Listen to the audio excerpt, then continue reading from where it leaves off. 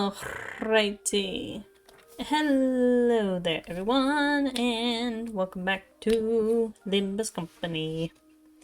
We're kind of in the tail end-ish of what the series is supposed to be, because, again, this is supposed to mostly be a look at how the game is, for people that are starting off fresh. I'm still gonna get through, Canto 5, possibly Canto 6, because it's kind of the case of that Canto 6 is kind of now, I guess, mid-game. Question mark. And that's probably a good benchmark sort of thing. It's also my favorite. But we are back, and we are going to be starting with the second Intervallo, which is going to definitely be interesting. So just give me a second to get everything set up, and we'll get ourselves started.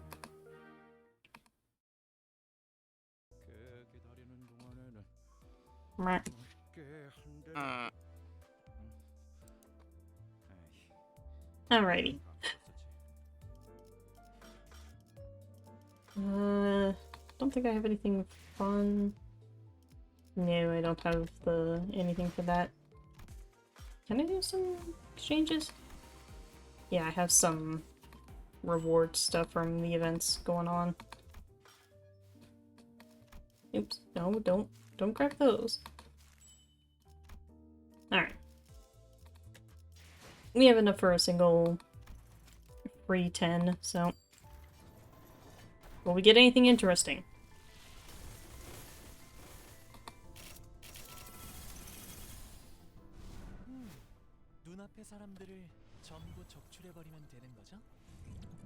Alright, K-Corp Honolulu. I can always hope for good Heathcliffs, but... We got K-Corp Honolulu as the free 3-star that came out of this. He's actually pretty good. Rest are just creepy. He's a cyborg. He is not a cyborg. That's a power suit. Oh god, he's Master Chief. Not entirely wrong, I guess, question mark.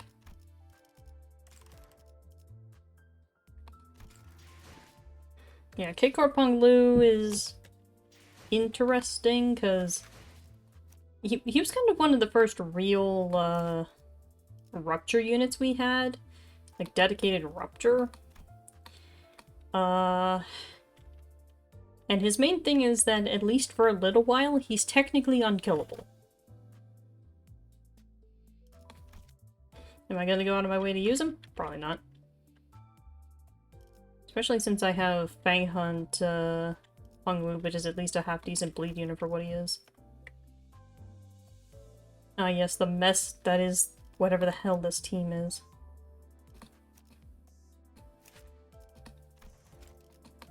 Alright. I will switch that Dawn over to that, and I'm gonna smash some buttons real quick.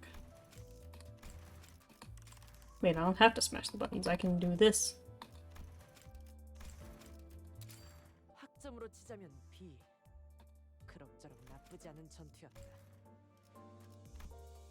That helps.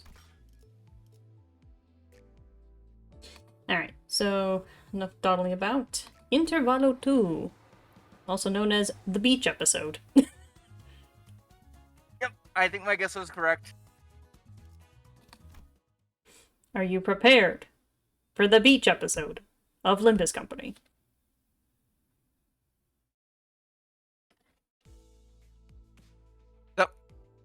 Something tells me that we're gonna get a very infamous voice line from Don Quixote, and we're not gonna be seeing anyone in bikinis. Correct. To both of them? Correct. Also, give me a slight second. Mm-hmm.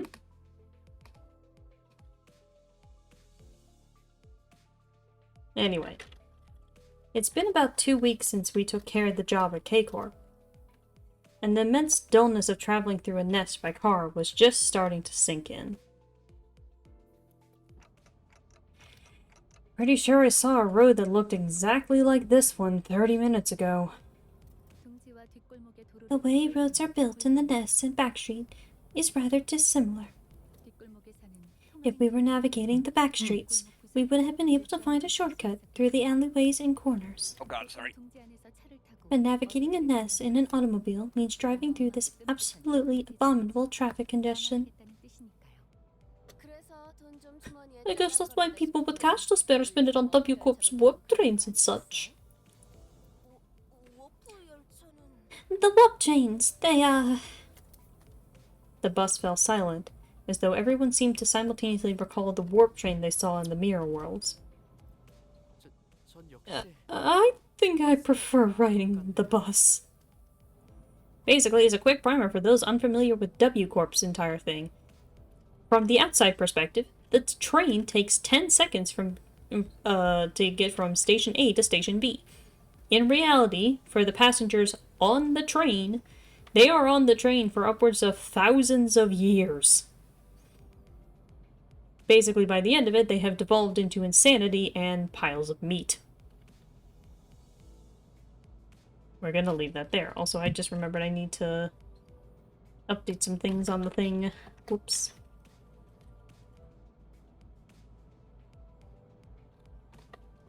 Gotta put up... Sorry about that, too. It's fine. Acid reflux or something. Eh. I gotta put up the content warning. 1, 2, content 3, warning. Or 4. 3. Ooh, good choice. I had to put up the content warning, content warning. Can't have Limbus without it. There we go. D'accord. Oh yeah, one of the few times Merceau actively speaks French. Why don't we all take a nice little... Basically he just said, I agree. Like, Merceau would rather ride the bus than get on a warp train if he had to. Why don't we all take a nice little nap like Heath? I'm bored to death just staring out the window. So we spent days upon days of boredom on the bus, making very little progress. We're in a tunnel that seemed to lead somewhere. We're almost there. The road will free up once we exit the tunnel. Just as Faust said, the traffic jam appeared to visibly improve, allowing us to make actual progress. That's good. I can't see much yet, but I'm glad we're almost there. Speaking of which, our destination was... Yes, indeed. Once again, we were being blindly led along by our guide to who knows where. Don't you think it's about time he started telling us where we're going? Dante is asking where our destination is. I was asking if he could start telling us where we were headed before we leave, but I thought better of it. Our current destination is... Our final destination is a Lobotomy Corp branch located at U Corp. Oh, was that Ishi? You up? You spooked me.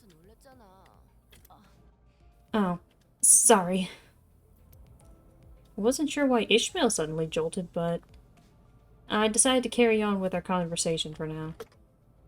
Wait, so by our final destination you mean... We are currently headed to a temporary stop. Just as Virgilius finished his sentence, the bus emerged from the lengthy tunnel. That's... I looked to the window, which had suddenly turned bright. And the cleanest sandy beach and the most turquoise blue ocean I had ever seen graced my eyes. Do I behold the great lake yonder? With Don Quixote's enthusiastic exclamation, Cinders began waking up from their naps one by one.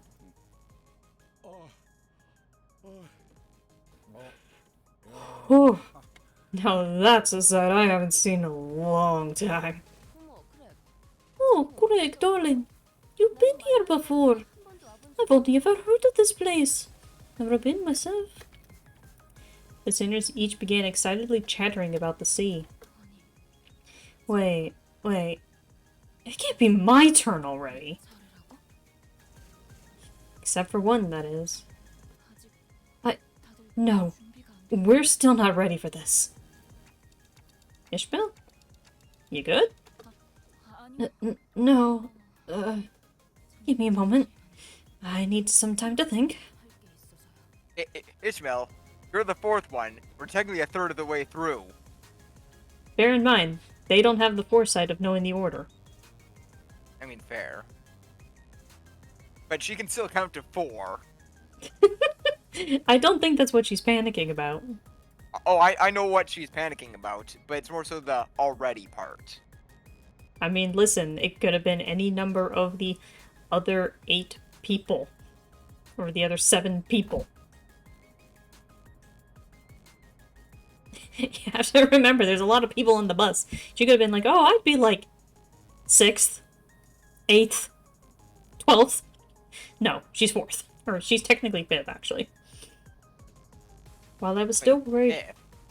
Gregor, Rhodia, Sinclair, Yisung, Ishmael. Oh, wait, yeah, that would be 5th then. Wait, then that means she has even less to be commenting about. It all makes sense in time, sir. While I was still worried about Ishmael's sudden gloominess, I had faith that she would be okay. She was always on top of things, after all. Besides, my attention was drawn to the bubbling enthusiasm that seemed to have possessed the Zenners. So are we journeying toward the Great Lake? I've only heard of the Great Lake, but never saw it myself. So this is what it looks like. Huh? Oh, perhaps our trying journey shall finally be rewarded with a seaside picnic. I suppose spending a nice vacation here would be a fun experience. If we were permitted to rest, I wish to lie upon the summery sand and gaze up at the skies. I could use some nice tanning along a long beach.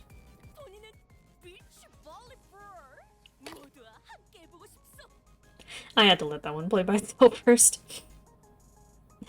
I wish to try the game of beach barber. Yeah. You gotta give her voice actors some credit for trying. What? I wish to try the game of beach volleyball, with everyone that is. Sounds like a crike.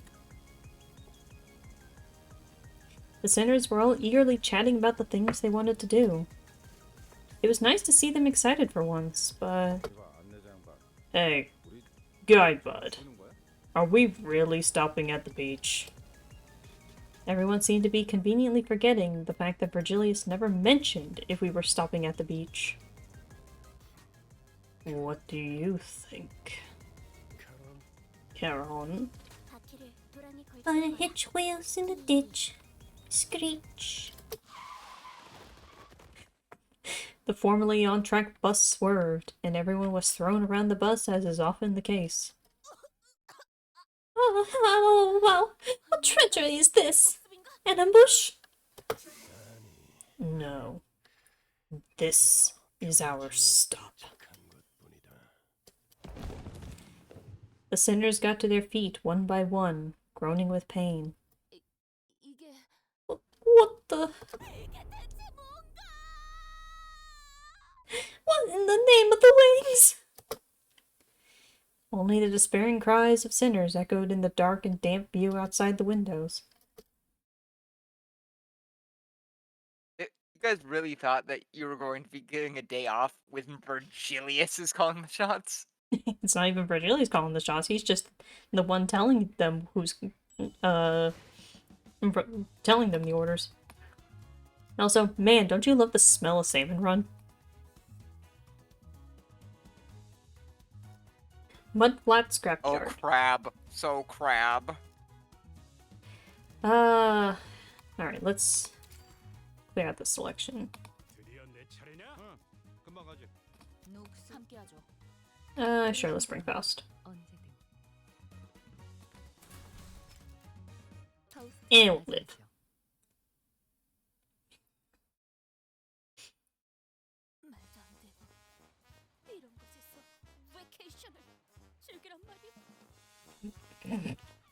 This cannot be. all the way to enjoy our vacations at a locale such as this. This may come as a surprise to you, Don Quixote, but Virgilius never mentioned that we were here on a vacation. Well, it is rather quaint. NB. Oh, what was the point of showing us that beautiful beach earlier then? Right. I wish I had never saw the beach. Then I wouldn't be so disappointed. Look, right thither is an Appleseed beach. Wherefore are we not journeying in that direction? Its air appears pristine, its sky is clear. Because that's not our destination. This cannot be. The sinner's faces grew dark with disappointment. Can't say that I wasn't a little excited to have some proper rest myself, but I had a feeling this was going to happen. So, where is this, exactly? It'd be in everyone's interest to focus on what's next. This is District 21, Backstreets of U-Corp. Damn it, we're really not ready for this. Yes. So that's why there hasn't been congestion since the tunnel? Because we're not in a nest? It depends on the nest and their backstreets, so such generalizations are not encouraged. That seems to be the case this time, however. Is that a private beach over there? The water. Its colors are very different from this side's. I see. A boundary, as though hewn with a I see. A boundary, as though hewn by a blade. Those are telltale signs of this place's nature. Indeed, this is the Great Lake. That's just how it's always been. You can assume that a well-maintained vacation spot like that is usually nest territory. My explanations keep getting hijacked. Does this place count as the backstreets when it's open? The definition of backstreets isn't limited to literal streets between buildings. It refers to all territories within districts not embraced by the nests. Right. Look at all this minging rubbish. The place is in shambles. We're gobsmacked at this one backstreets. He even says minging it all in this game.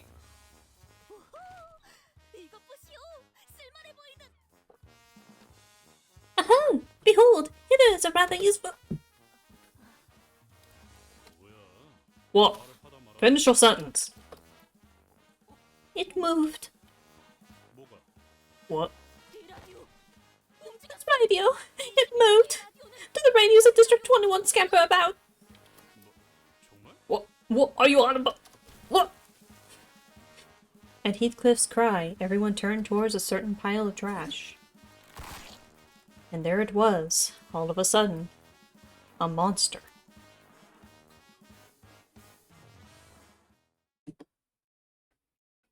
Oh god, the trash crabs.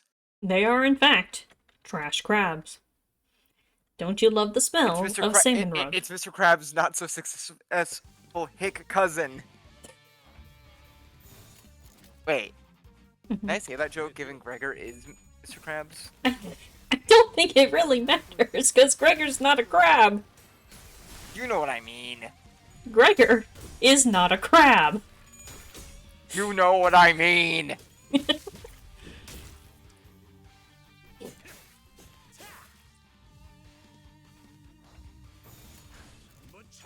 like next thing you know, we're gonna have to fight some crab demon while on top of a train, and the crab has a bunch of dead girls' faces on it.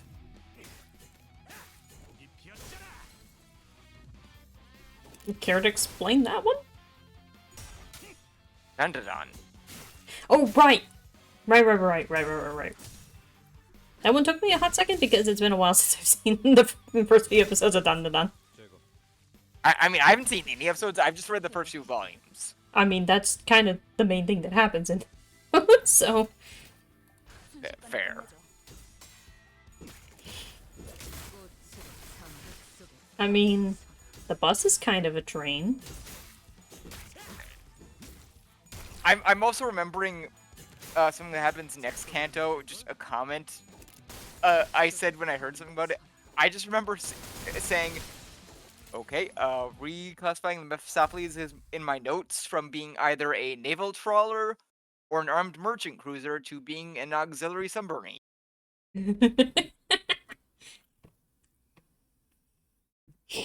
Thing is, that might be this that might be this Intervallo.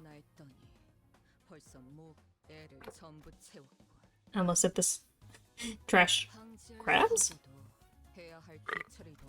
Excuse me. Sorry, that was the pumpkin pie and pepperoni pizza. Also, I should note that the actual name of the Intervallo is C, but back when the event was still new, this was referred to as the, I think it was referred to as the Magical Hell Bus. Like, that was the name of the event. Because most of the events are usually some sort of reference to something, and it's just very funny that there's a fucking magic school bus reference in this game of all things. Seatbelts, everyone. Clock noises. Is with Sharon at the wheel? No Sharon. way. Vroom vroom. I mean, that's literally how it feels. Let this be a normal job for once with Charon at the wheel? No way. I'm just imagining she puts on some headphones and you just can hear the Magic School Bus theme like faintly. Wouldn't be surprised because, again, this as a series, because this is even kind of as early as LobCorp and stuff, as a series that prides itself on literary references, it kind of makes sense to have like weird TV references and stuff like that in there too. I'm just picturing like Charon just like having the very faintest smile, and she's just kind of bobbing her head, just mowing down pedestrians. Yeah, bro. The Magic School Bus. Yeah, bro. Like, here's the thing. Here's the thing. Obviously, when it comes to references they are able to make more blatant, they're obviously going to only pull from stuff public domain. Duh. Yeah. But it is kind of a thing of we have to remember that the Wizard of Oz is still, like, real in this universe. And head crabs, which is and the head chickens, which are obviously based off of the head crabs from Half-Life. So it's like, Magic School Bus probably does exist in some weird twisted form in this world. Like, it won't become relevant, like, in the story at all, and especially not in this playthrough, but there's a fucking equivalent to Twitch in this universe. Streamers are, in fact, a thing. There is, in fact, a character who canonically, like, is in the middle of a serious conversation, and he goes, "Chat, are you hearing this?" Please tell me that they're a finger. No, he's part of Sunk Association. He's actually a fixer. There's that might be even better. Yeah, but mostly because it won't become relevant.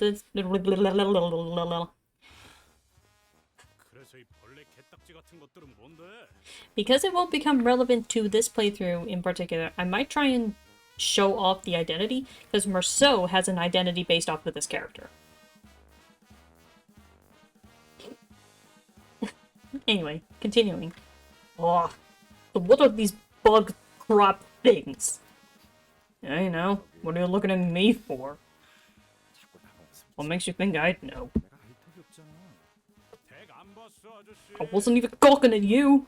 A paranoid, that's what. Can't even talk about bugs around this guy. Ugh. They're trash crabs. They're... what?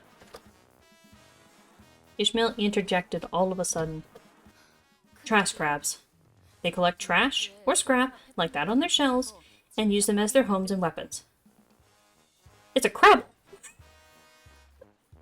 That's a Xenoblade joke. They're a tiresome lot. They ambush people working by the waters, attack those wandering in the area, and their numbers grow by the day. But they're just one of the innumerable small fries of the Great Lake. What's more important and more treacherous is...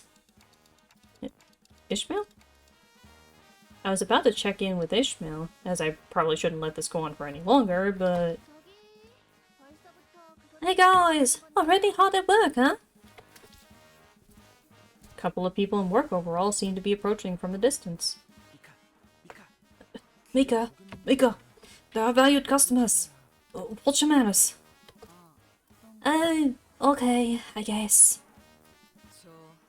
What are those R&Ts? God, I forgot how short these people are! I think she's calling them rags and tags. Rain, they're calling us ragtags. Do I really have to watch my manners? Shh. They could be enemies. You two. Identify yourselves. Have you not been informed about us at all? No, not at all. That's why I'm suspicious of you two. Coming up with seemingly plausible yet unverifiable identities. Like spies. I'm sorry. Wouldn't real spies come up with a more structured approach? Indeed. Otis, they are our cooperators who will be assisting us at this time. Then speak sooner next time. Pleased to meet you, Mika. Rain. We are LCB, also known as Limbus Company Bus Department. Bus. Right. That's what the person said too. You guys are the bus blokes. I was informed that the LCC before team was here first. By that person, do you mean... sorry. Let me check the business card again. Right. All accounted for. Now that we're clear, why don't we continue this conversation back at the shop?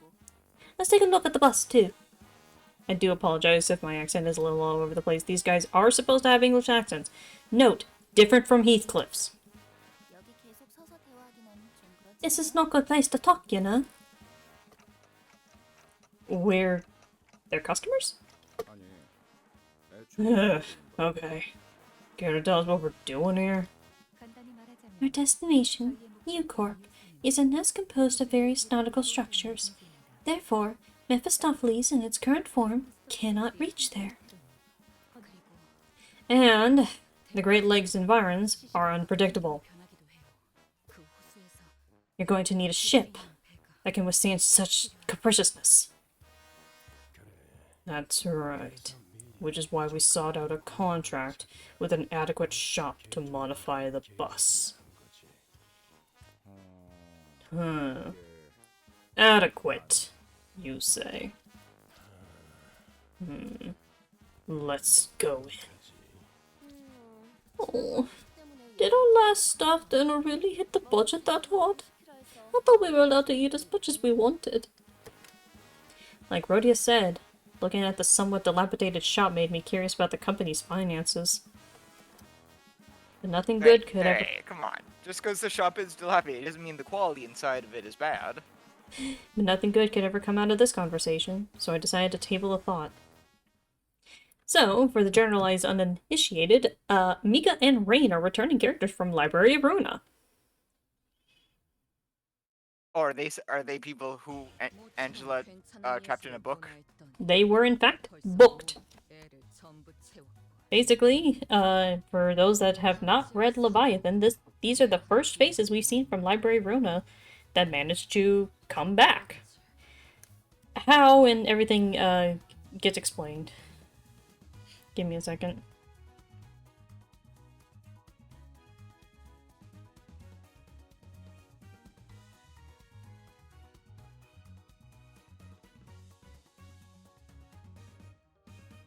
Excuse me.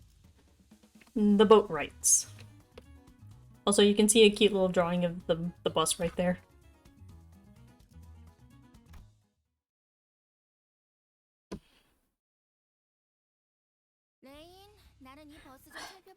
Rain, I'm going to take a look at this bus. So why don't you get them to entertain the guests? Okay. The sinners were led into what appeared to be a workshop, packed with tools and various mechanical apparatus. It seems to me that this workshop is capable of making more sophisticated modifications than it initially appeared.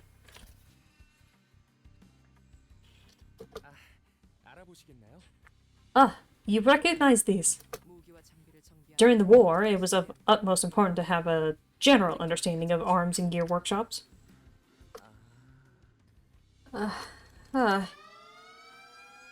This awkward conversation was cut short by a sudden and deafening noise. What was that sound? That was Mephistopheles' scream. Or the alarm, rather. I'm sorry. I think I did something wrong. Those stomping noises also you, Mika. Look, outside.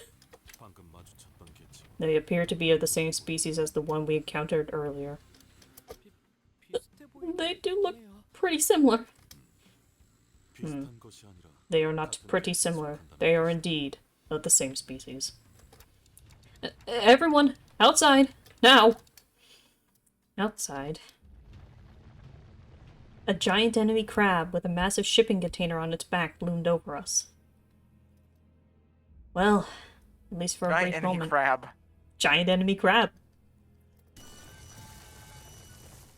We were soon overwhelmed by the sound of heavy metal scraping against the floor. Men! Spread out! What do we have to get cracking this time? Just as we were all collectively losing our minds. Is noggin, of course! A dark figure leapt down from somewhere onto the creature's head. Sit still! Quit struggling! A blinding light and a deafening explosion assault the crab's shell. Is it fleeing? The figure leaped gracefully from the back of the fleeing creature and slowly approached us. She squelched over the depressing mudflat with her swim fins and stood before us, a colossal harpoon resting on her shoulder. Right, so you lot are the boss people that fella mentioned. After some time passed, allow me to formally introduce them, with Olga this time. They are from the Molar Boatworks, here to help us with modifications for Mephistopheles. Hey, we're getting a whole intro and everything. Follow me flattered. Big sis, there still are their customers. We should watch her. Oh, come on. I didn't do nothing wrong, did I? Bugger, I didn't even do anything yet. Yet being the key word here. Our business just opened, so there's nothing wrong with being a little careful. I'd imagine the sudden switch in your career path couldn't have been easy.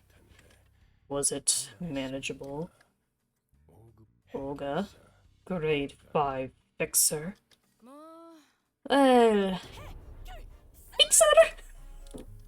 The Don Quixote has been activated. What? Oh boy. Grade 5, that's pretty high, isn't it? Yep. She was actually pretty well ranked. I think Rain and Mika were 6 and 7?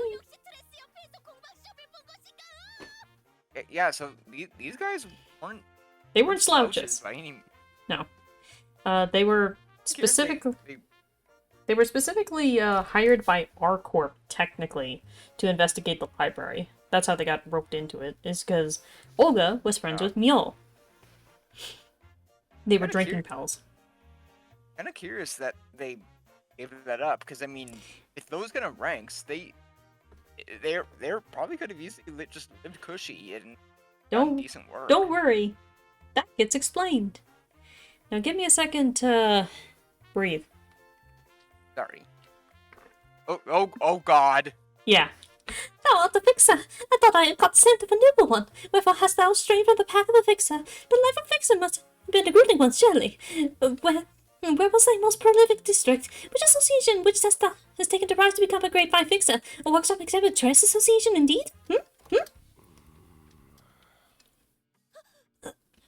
Fine. Yes, I understand. I apologize, Olga. The glowing eyes of shut the fuck up. Yeah. Soon there will be peace and quiet. Alright, guys. Greetings, I guess. Blimey! He was not fucking around.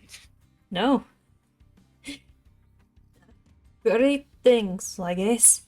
Blimey, it's been so long since I had to be so polite.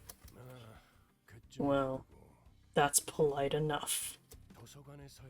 It seems that people have been returning one by one from the books since the incident at the library. How was it for you? Same story here. One morning, like, am I dead? And next, I'm suddenly waking up somewhere around here. No Mika, no rain, stomach anchoring. Thought I should grab myself a notch, so... And, how'd it go again? A trash grab up here, you fashioned a few things around you into a weapon, smashed a red head and turned it into a barbecue. Bob's your uncle. And Fanny's your aunt. Tasted like us, though. Then you started selling scrap metal from the back of those crabs. Okay, Rain. How about I leave the storytelling to you, eh? That Olga lady's a pretty flippant personality, huh? Yeah, Rhodia. Like someone else I know. I have no idea who you're talking about. Oh, what's this? That's a prosthetic head, isn't it? Elixirs will be here all day if you keep derailing. Okay, I gotcha. The woman they called Olga fell back, clicking her tongue. And a man they called Rain came forward, bringing us up to speed. He was a fixer, working alongside Olga and Mika until they were all sucked into the library, getting wrapped up in these things called receptions. And just when he thought he was a goner, he suddenly came to, began wandering, and found Olga. They began collecting scrap metal together, with Mika joining along the way, and ended up running a workshop almost like they used to run the office back in the old days. So there wasn't any particular order in which they were returned from the book. The patterns have yet to reveal themselves to me. Virgilius muttered something to himself, looking at Faust, who stood near him. Faust nodded silently.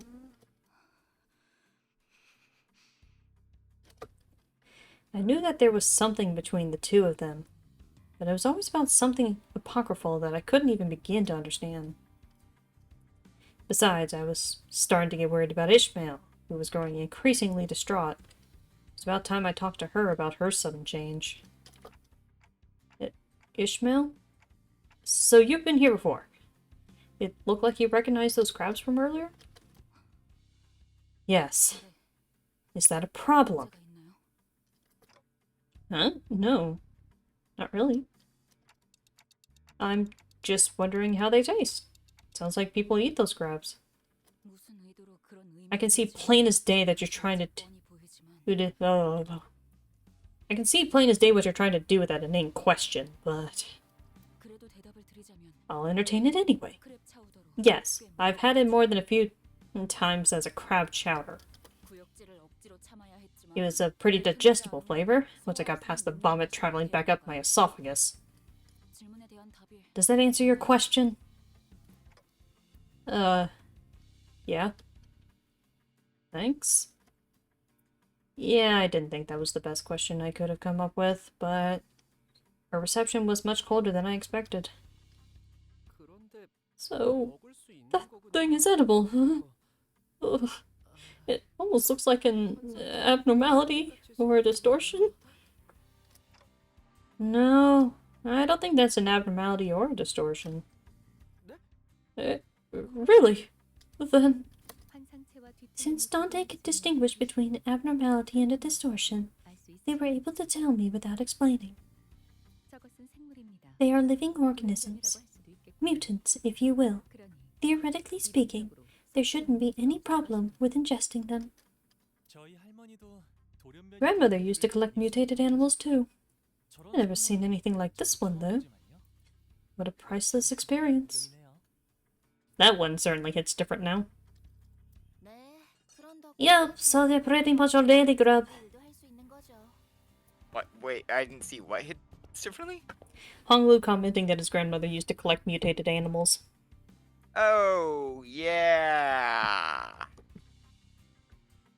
Also notably, Honglu was not smiling. That's concerning. When Honglu stops smiling, there's a problem.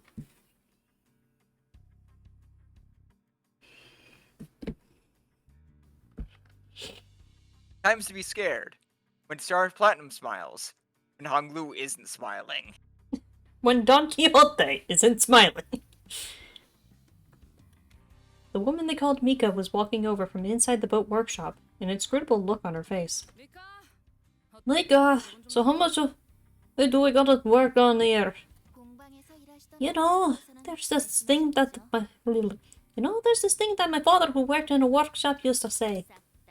The whole shebang. What, all the way down to the engines or something like that? No, not that far. I won't dare go tinkering with that thing either. That's all the internals of the Wilson. It's on a whole nother level of complexity. Well, yeah, very much everything else has to be changed. No flotation device, no propellers, no steering gear, nothing. So, what do we do now? This was to be expected. Please present us with a solution.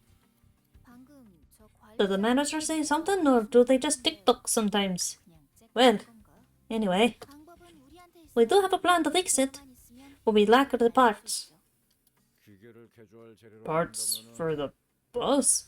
What? Do we need to collect scrap or something?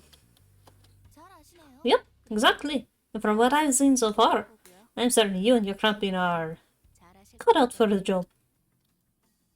With that, Mika pointed away, toward where the trash crabs were. Complete the trash crabs and you should be able to collect the scrap they're carrying. How many do we need to kill? A lot? Of course. That's what we're here for, isn't it? Sorry. Precisely. Your job at this stop is to collect parts to modify the bus. It's a far simpler and easier job than retrieving a golden bow. Now, while I converse with our cooperators, everyone to the beach. That is no beach. Yes, it is. Even that mudflat is part of the Great Lake, also known as the sea.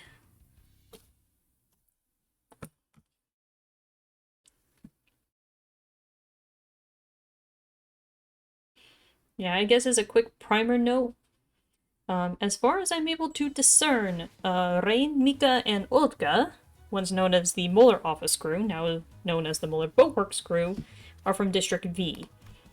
Heathcliff is from District T, but apparently both of them are English. How they skip over fucking... Congratulations, sinners. You've been promoted to beachcombers. I think beachcombing would be a lot easier than this shit. This is crab smashing, man. Alaska, the Bering Sea. Home, the deadliest catch. You joke.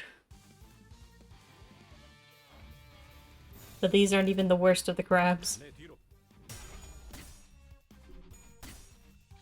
It's a clip I saw recently where I haven't watched this sketch in years. I used to watch it a bunch when I was a kid with my dad. Mm-hmm. Apparently, one of the crews actually had to do an abandoned ship about a year ago. Ammonia leak. Ugh. Yeah.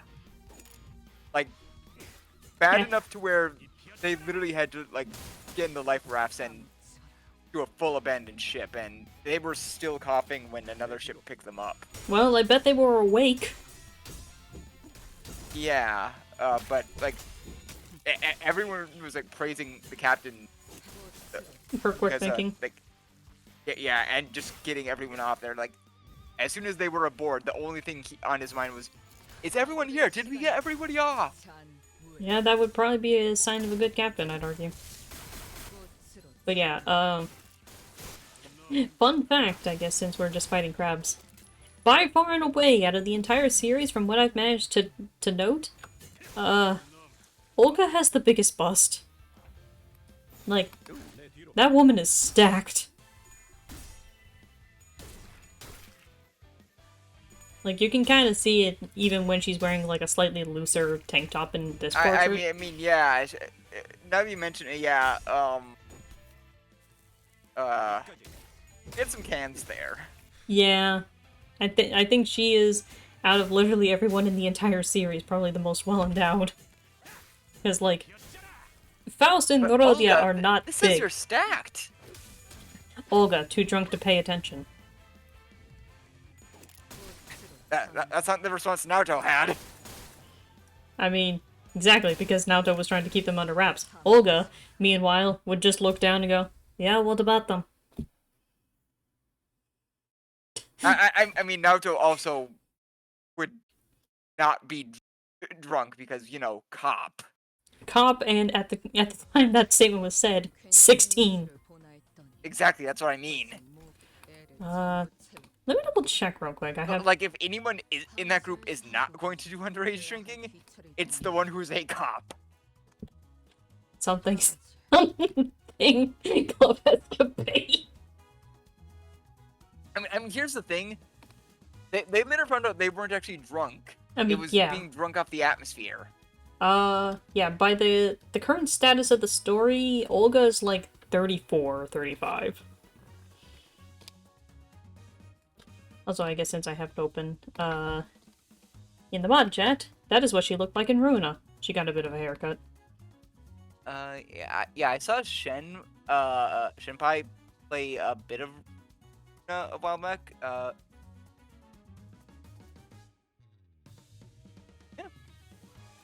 Yeah, that is kind of one of the fun facts that, Olga is one of the few characters that, when you have her key page in the game, technically has, quote, variations to it, due to the chest. Well, like, 98% of the characters you get key pages for in Library of Runa, fairly gender neutral, it doesn't really matter. But there's, like, 3 that you can technically, quote, change the variation of to denote whether it's more feminine or masculine. Olga is one of them. There's another who is just a shirtless guy, so kind of obvious on that one. And then I think Sayo, the Korokumo captain, I think she has the variants as well, but that's because, well, her tits are kind of almost hanging out too. So, weirdly, I don't think Meow has any variations, even though she's also pretty well endowed. But that's off topic. Makeshift bus mods. Are you prepared for what that means? Job simulator? Maybe let's not give the Mephistopheles tits. Look. We have Contact Collection with giving ships tits. There's gotta be a game out there that gives cars tits. I'm not looking that up right now. Me neither. We've been at it for about 2 days, perhaps. We were able to defeat a considerable number of trash crabs and collect enough scrap to fill a whole wagon and then some. Right. I think this will be enough for us to get started. Oh, can we rest now? Listen, I can hear my shoulders creaking with every move.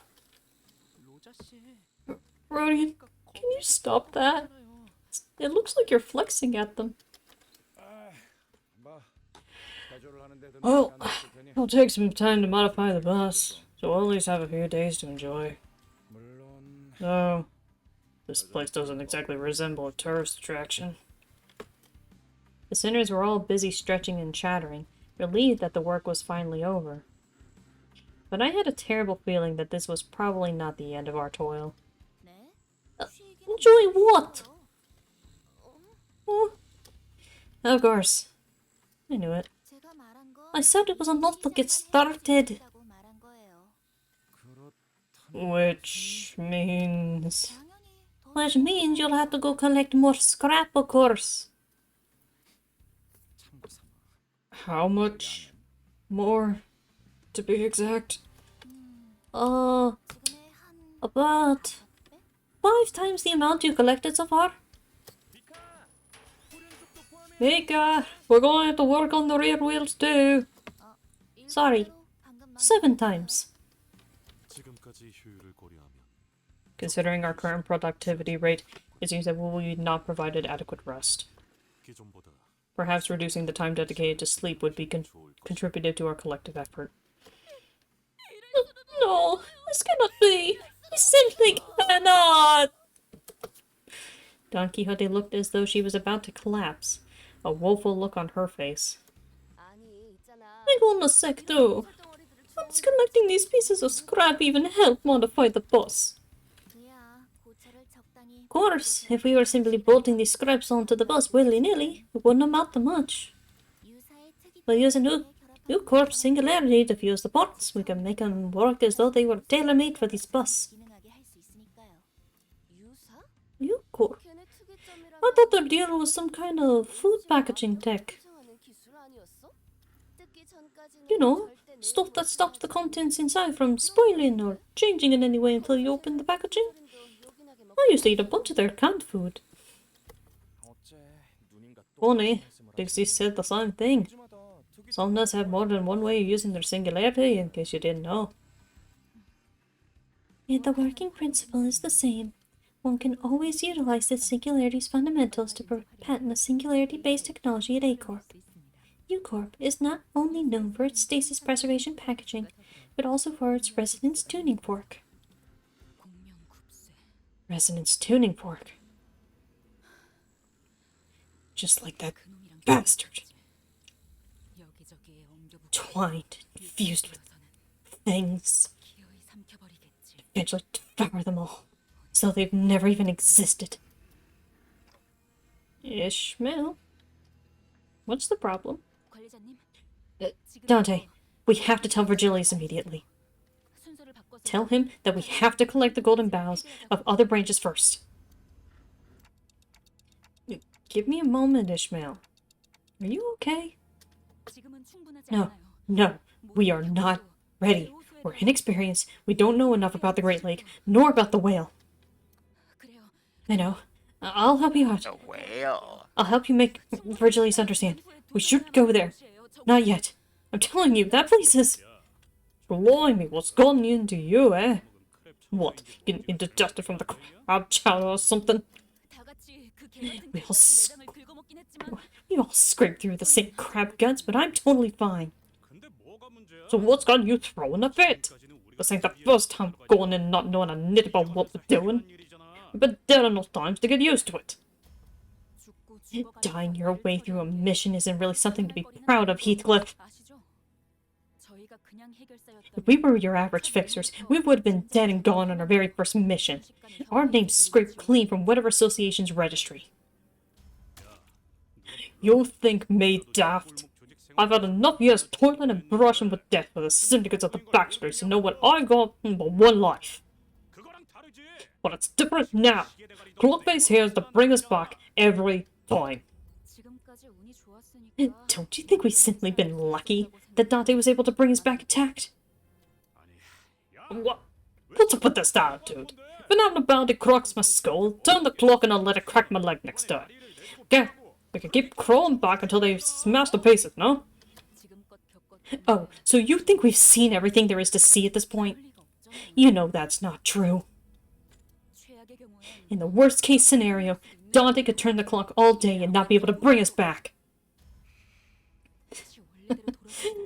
What if we encounter something we can never come back from? Especially that monstrous whale. Never mind. Oh, don't do that. Like I won't understand a thing. It knocks me when you treat me like a stupid sod.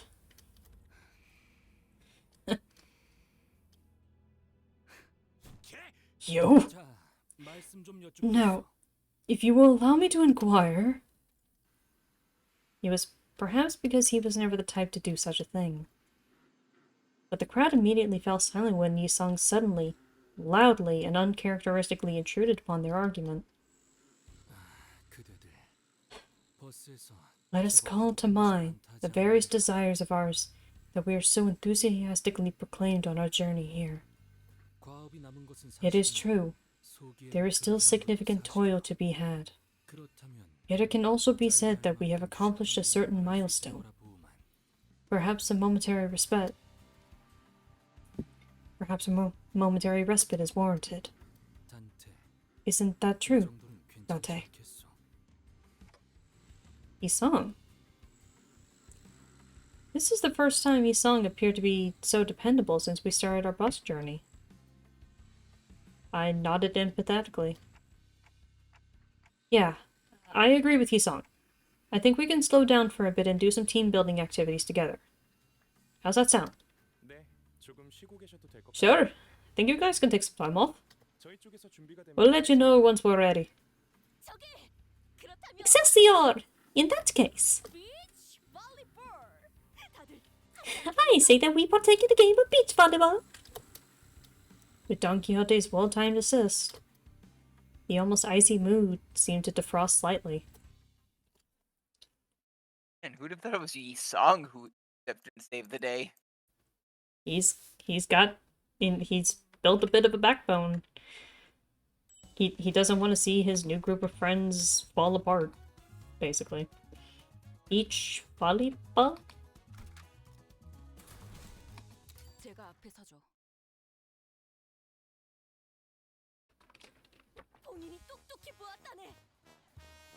I have witnessed it myself. There was, and I speak with certainty, what hath appeared to be a ball of sorts amongst the stranded trash. 'Twould be no puffery to say that it's true injustice to deny ourselves merriment when a ball, able bodies, and beach all await us. Can we really call this a beach, though? Don Quixote, I told you, we're not here for a vacation. That I am well aware, dear Gregor. I appreciate that advice, yet I simply do not have it within my heart to deny such a proposal when an opportunity to bring us together presents itself. Yeah. Okay. At least hold back that big grin next time, why don't you? Yes, I am in agreement with Don Quixote. Yisong? Upon reflection, I have no memory of engaging in such a sport with my fellows. I cannot say that I am particularly talented in games of the ball variety, but this appears to be as good as a time to experience it for once. So let us partake in this game of volleyed balls. Actual line from Yisong, man.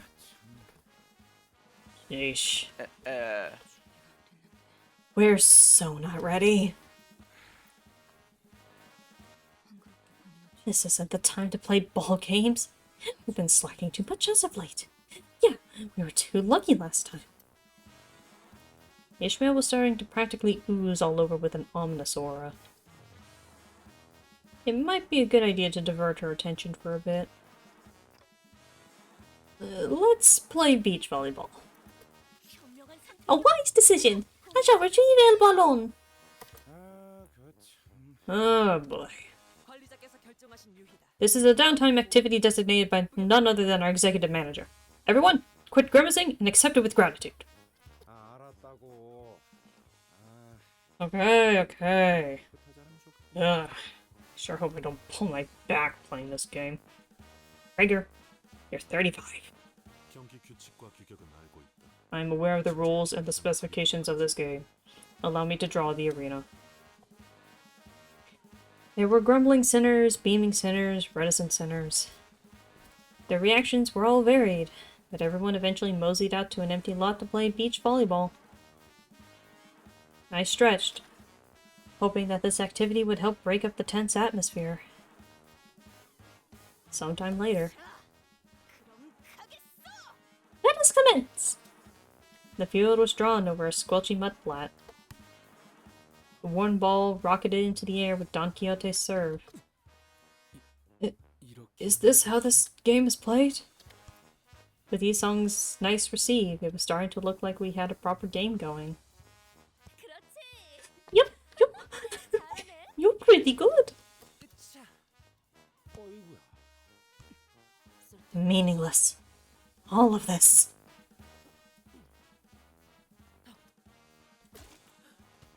Otis, I think that serve would have killed me if I hadn't dodged it in time. Consider this a part of our training.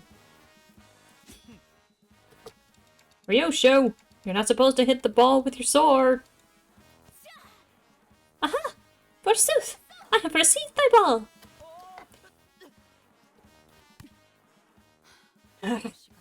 We're wasting time we could be using to study the whale's characteristics.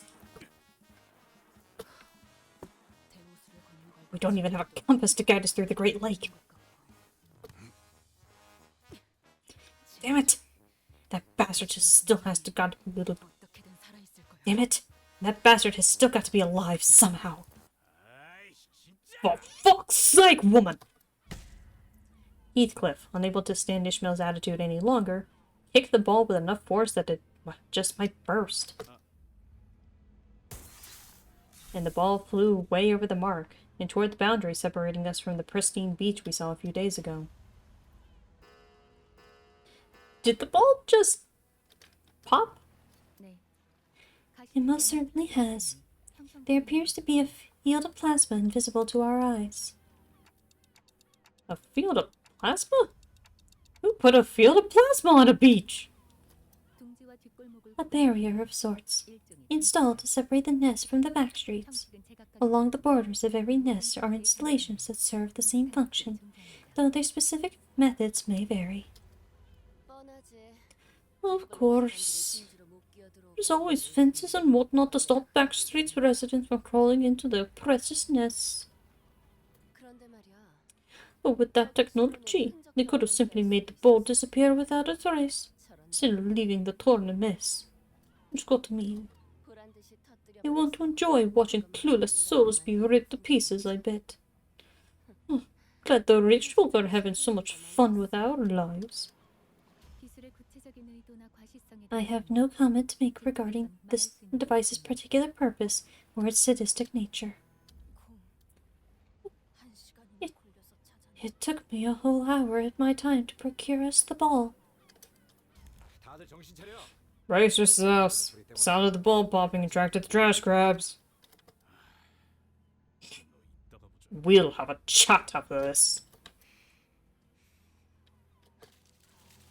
I really thought that this could be the activity to dramatically bring us all together.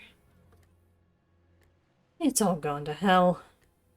Why does this keep happening? It's about time you got used to this, manager bud. Come on, let's first take care of business.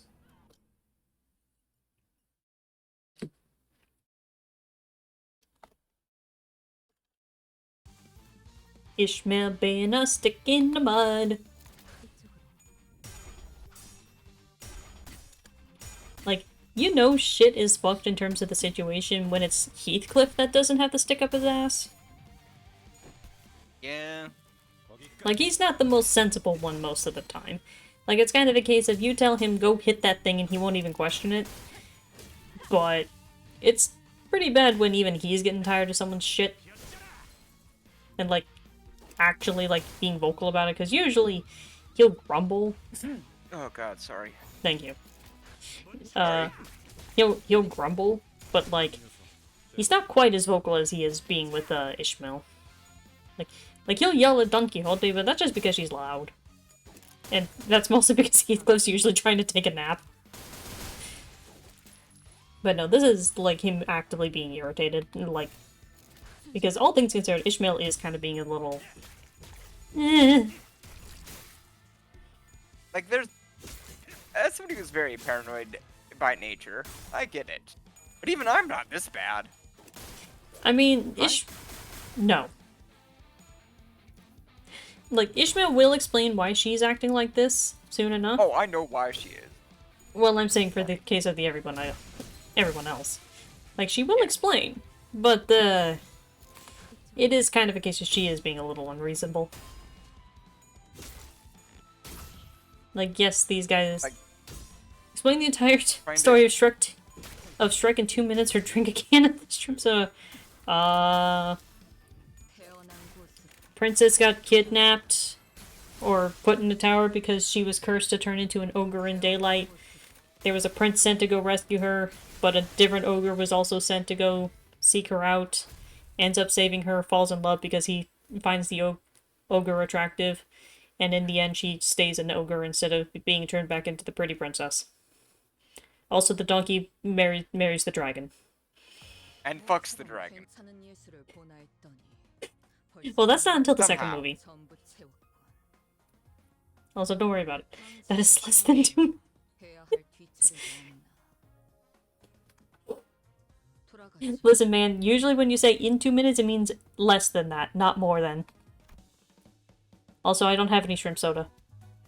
And I think you would appreciate it if I didn't drink your Sunset Sarsaparilla.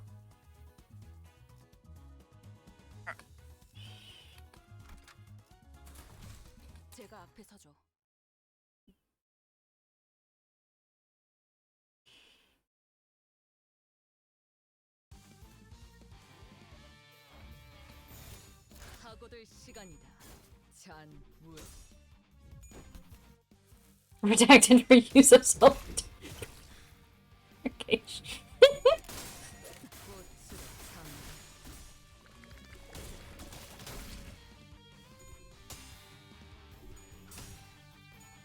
Listen, man, we're saving that Sunset Sarsaparilla in the fridge for you.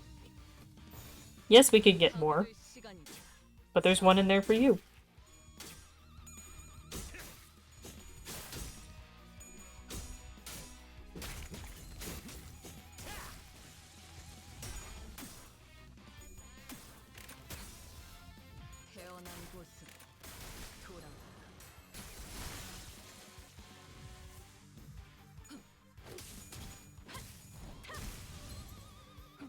Also, I think you mean retracted, not redacted.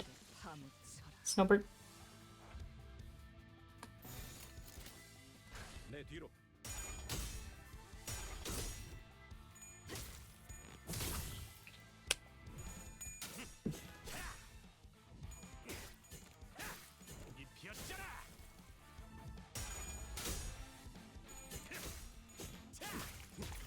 Nope, it was written just entirely blacked out.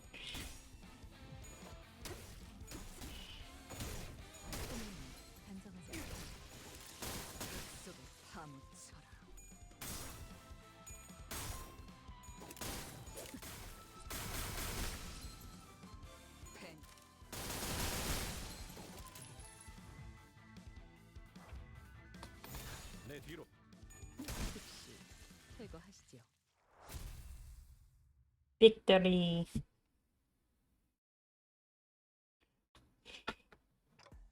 Hey, Ishmael? Yes? Can we talk? At least for a bit? I called over to Ishmael once the battle was over. Right. I've never done anything like this before. I don't even know if this is the right thing to do, or what kind of results this conversation is going to yield, but I can't just sit here and watch. Yeah, whatever. It looks to me that you've been preoccupied with something ever since we got here. You know, you're not really participating in group activities and things like that. Isn't it obvious? There's something more important at hand, and they're all busy enjoying themselves, playing this stupid game. Something more important. Is this about the Great Lake? Yes. That we, in our current state, shouldn't go there. No. Right. So why do you think that we don't have a chance against whatever is there? I told you, we're not ready. We're going to need at least half a year to acclimate to the Great Lake and the things that are there. Or, we could try to gain more experience, enough to overwhelm our disadvantages. And that goes to the same for you, Dante. You need to be strong enough to at least take care of yourself. Which I can help with. And Otis. I'm sure she can help with your training too. If push comes to shove, yes. Wait. Half a year, Ishmael? We just don't have that much time to spare. Really? Is that why we're playing beach volleyball? Because we don't have time to spare? And it's not like I'm saying that we should just sit on our butts and do nothing for half a year. I'm saying that we should visit other destinations first before coming back here. That is impossible. Not every location of Golden Bows in the nest have been identified, and the before team hasn't completed their preliminary surveys yet. Excuses. I've known for a while that you've had some fancy ulterior motive. And whatever that is, this is a mistake you won't ever forget. Perhaps.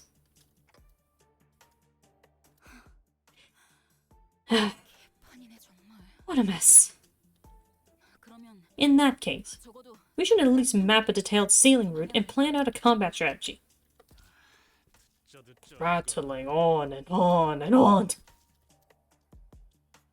Just when I thought our discussion was reaching a stalemate, Heathcliff butted in. What's your problem? Shut your gob. Think you're the only one struggling there. We've all died more times than we can count. Every single one of us. So I'm telling you that it'll work out again, somehow. And I'm telling you that the Great Lake is different. What if the manager drowns? What if that thing eats us and our bodies can't be recovered? Do you understand? This isn't anything like what we've been through so far. This could be the end of us. And I won't have the chance to kill that bastard. Okay, let's say that you're right. If we go now, we're going to bite it, and I won't be able to get back up. So what's wrong with fapping about? Foreshadowing. So what's wrong with fapping about for a little while? What, those whales working out or something? You've been mucking up the mood ever since we got here. So how about you use some of the bloody common sense to not bring everyone else down with you? That's rich coming from you, Heathcliff. What common sense do you have of the Great Lake? Have you ever seen a whale? Since when were you such a know-it-all? What do you even know about a sailor's life? How would you? All day you're whining about your girlfriend or something, dozing off in the bus, or throwing a hissy fit once in a while.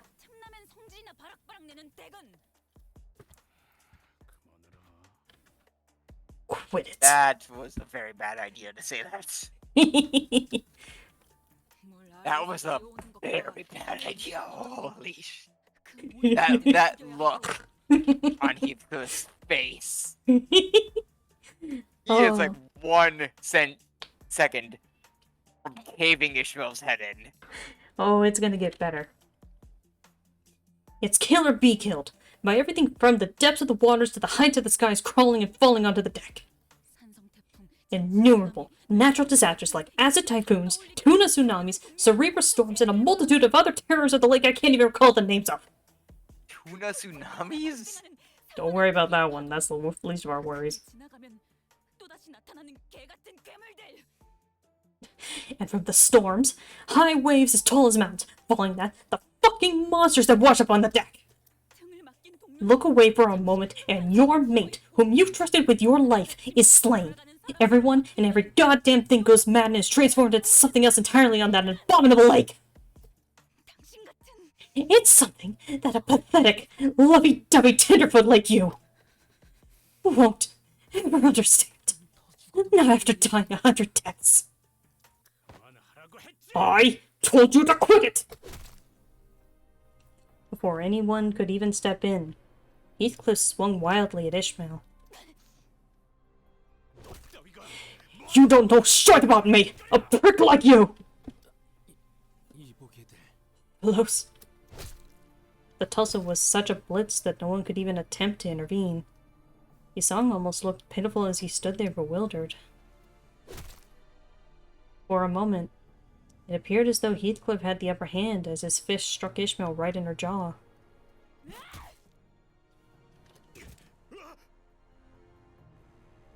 Just as Ishmael appeared to throw a punch, she kicked Heathcliff's leg, throwing him to the ground. Ishmael, wait! In the blink of an eye, Ishmael took up her mace. She raises it high, as though she could strike it down at any moment. Her arm trembles with uncontrollable fury. Yeah, what'll you do? Bash my head in, like I did you before? Fine, kill me, no matter. I'll be right as rain in a minute. I was a fool to think you'd be any different from me. Everyone's the same after all.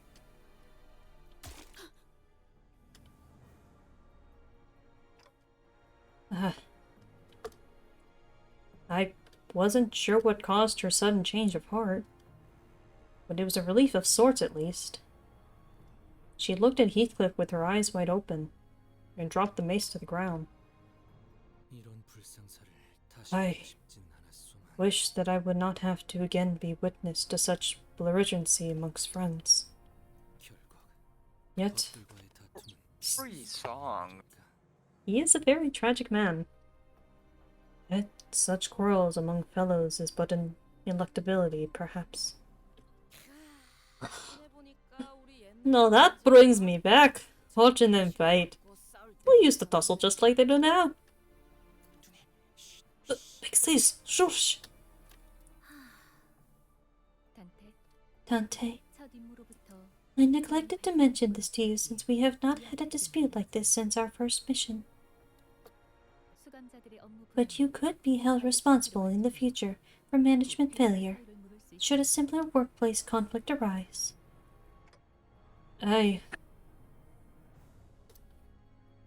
What the hell was I supposed to do about this?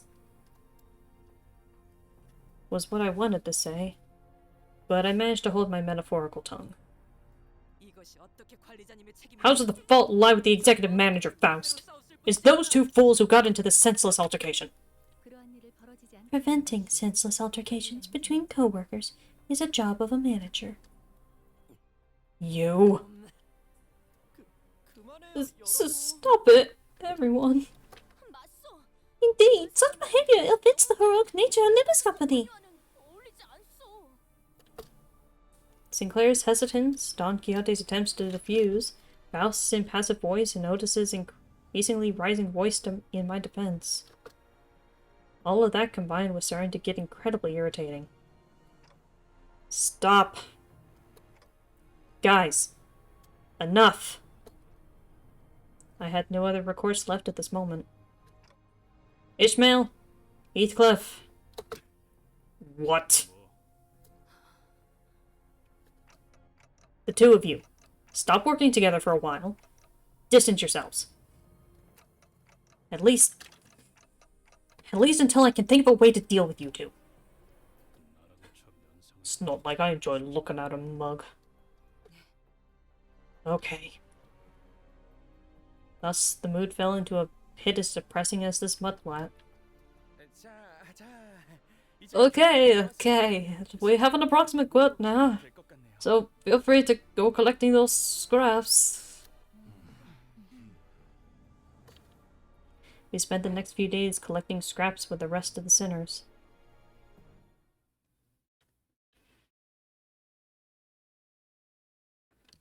In the end, Heathcliff and Ishmael are not all that different.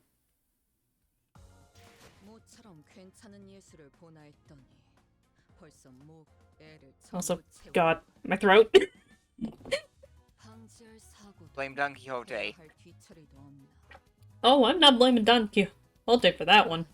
This is entirely Ishmael's fault. Both in-game and in the real world. I meant the massive monologue earlier. No. Having to do, like, Heathcliff Scrabble plus his accent and have the rage. Ugh. Time to collect scrap.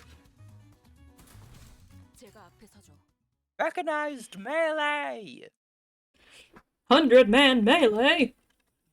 I don't know.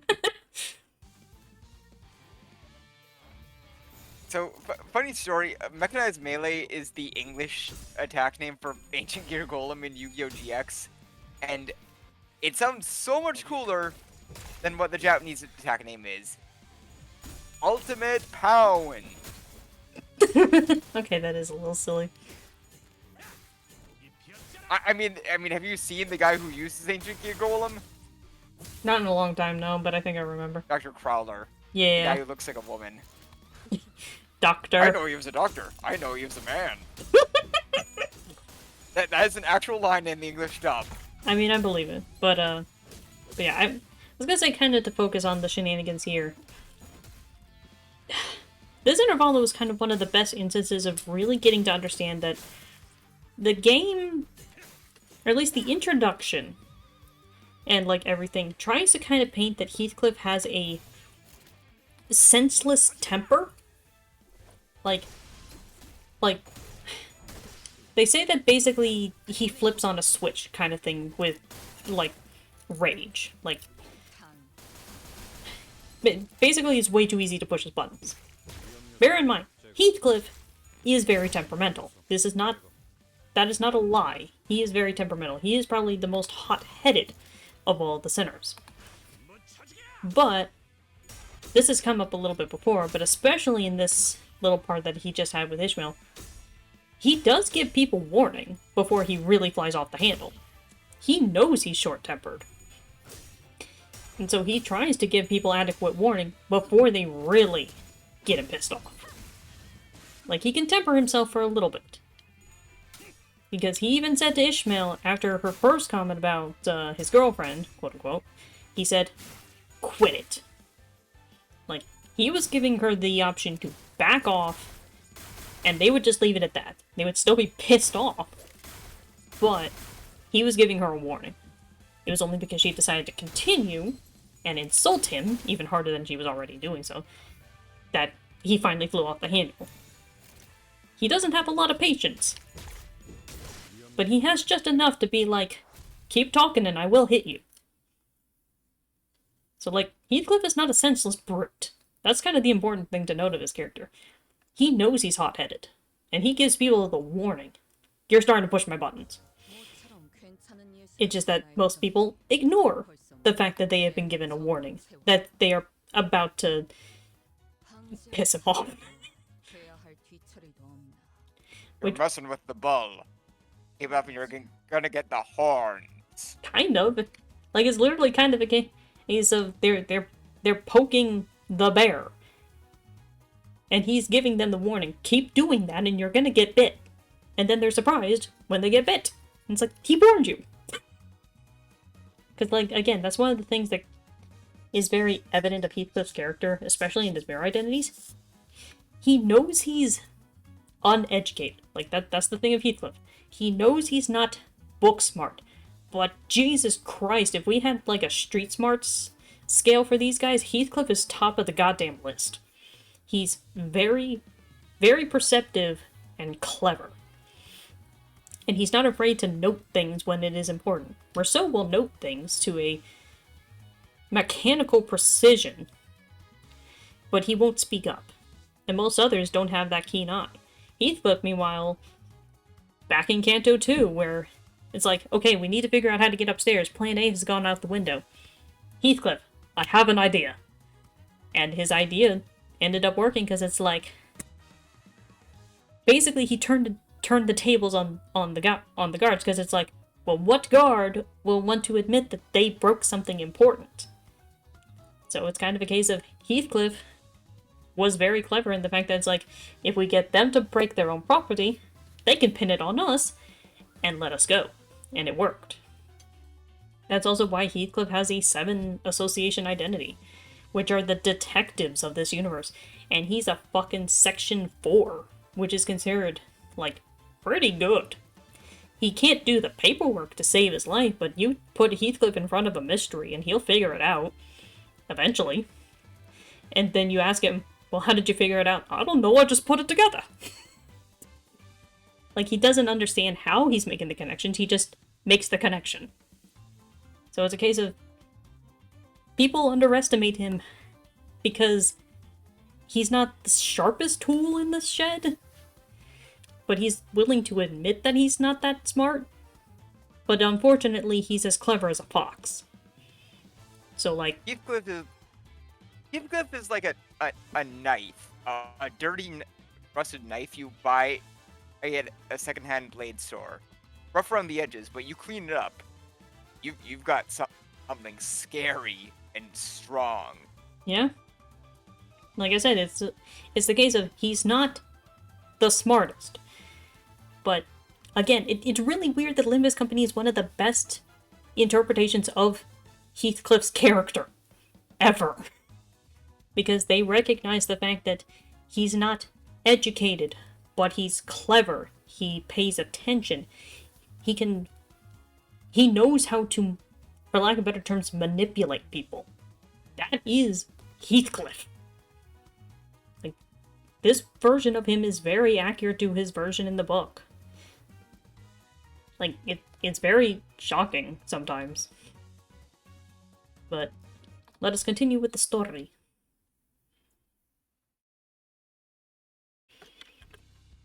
The days were as suffocating for them as it was for me. Well, save for Otis, maybe.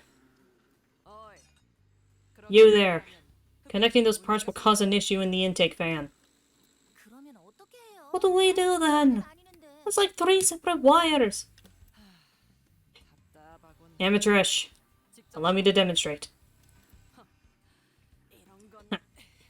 This is nothing compared to what I had to do back in the day, when I worked with the engineering corps. Otis, who appeared to be rather knowledgeable in engineering, continued to support Moeller Boatworks' bus modifications. Miss Faust, do you by any chance possess any documentation of items that the sinners may be partial to, or have preference for in their personal information forms? We do not keep records of such details. Yes, as I have informed you repeatedly, it is the best policy as a sinner to leave the decisions to the managers. Aye, sounds nothing like bulls and getting right slaughtered in the broken friendship. Well, maybe you could try my secret weapon. No way. You mean the ink trash crab brain wine that you've been working about? Ooh, running interested, actually. No. No, I don't think I will. I shall inquire them myself. Thank you still. Doubt it'll work. Yisong was trying to come up with various ways to bring Heathcliff and Ishmael's feud to a close. Sink. No. Silo would be preferable here. Ah, yeah. Perhaps doing so while they're still alive would be a way of pursuing a new direction in art in the vein of avant-garde spirit. My suggestion was not to inflict them further pain. Simply a more appropriate method of engaging in the culinary arts. Also, fucking Marceau's apron. I'm sorry, but when's dinner? We've been having the same conversation for the last 30 minutes. Rain, I'm dying here. I can't even see what it says. It just says cook. I can hear the trash crabs going at it in my belly. Big Sears, please get a hold of yourself. It seemed that Ryoshi and Marceau were trying to come up with a way to make the trash crabs more palatable. Not that I had any taste buds or a mouth, but it was starting to resemble actual food. At least in its presentation. Kiddos! They're going it that way! A child! I am not! Now, young Sinclair! El come de Gracia! Gregor! I'll take its left leg! Gotcha! Most other sinners were busying themselves with hunting trash crabs and collecting scrap. They say practice makes perfect, and everyone was already performing rather well. Rather well coordinated attacks even without my input. As for Heathcliff... Gregor, are you showing off your rotisserie skills? Insipid. Your flames lack flair. Wait, he's just cremating it! It has been extracted. However, it can no longer serve its function as proper source of nutrients. Give it here! I've consumed not but 3 legs so far!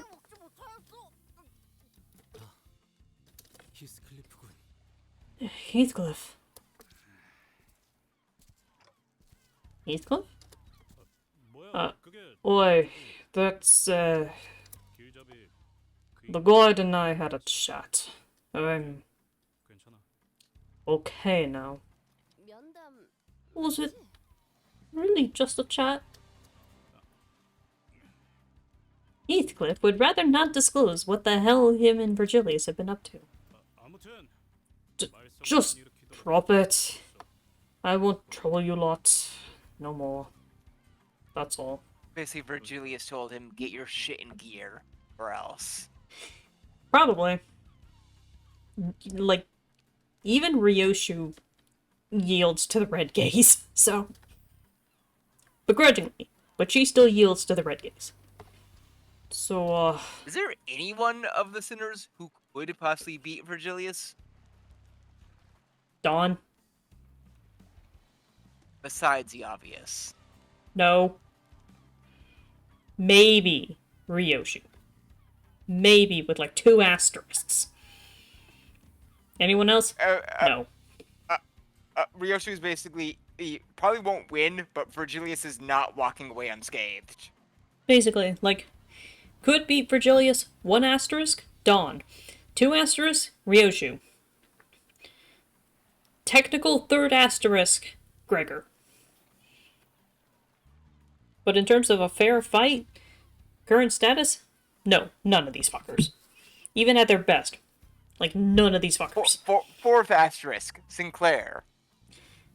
That's 5 asterisks, actually.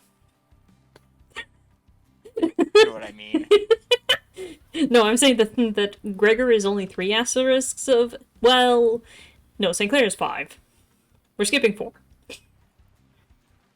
Anyway. So, spam me some nosh. I don't know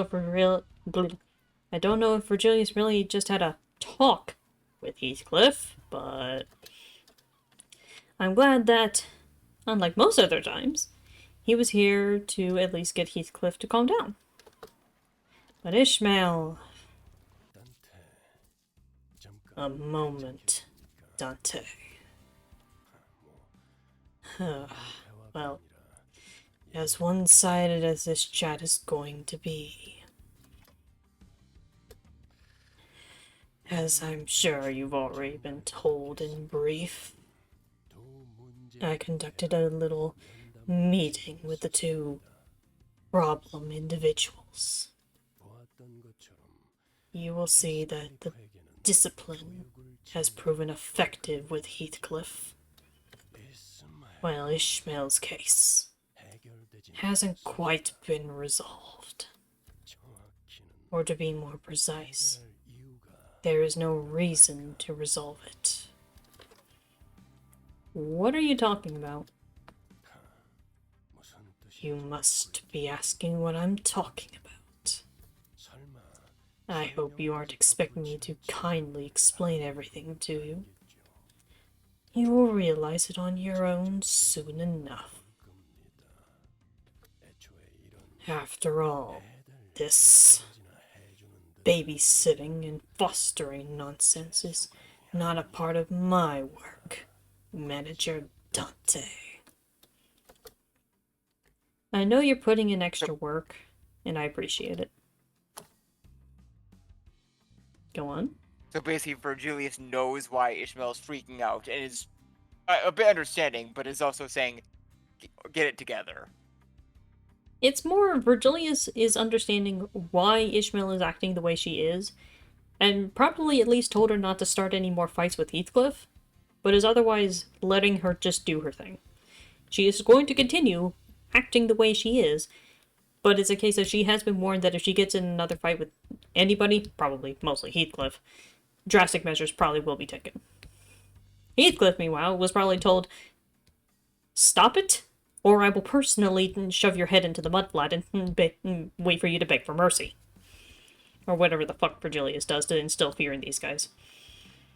Like, how he instills fear in Heathcliff, I have no idea. But it's probably a case of probably just threatening to put him in such a state that he wishes he was dead.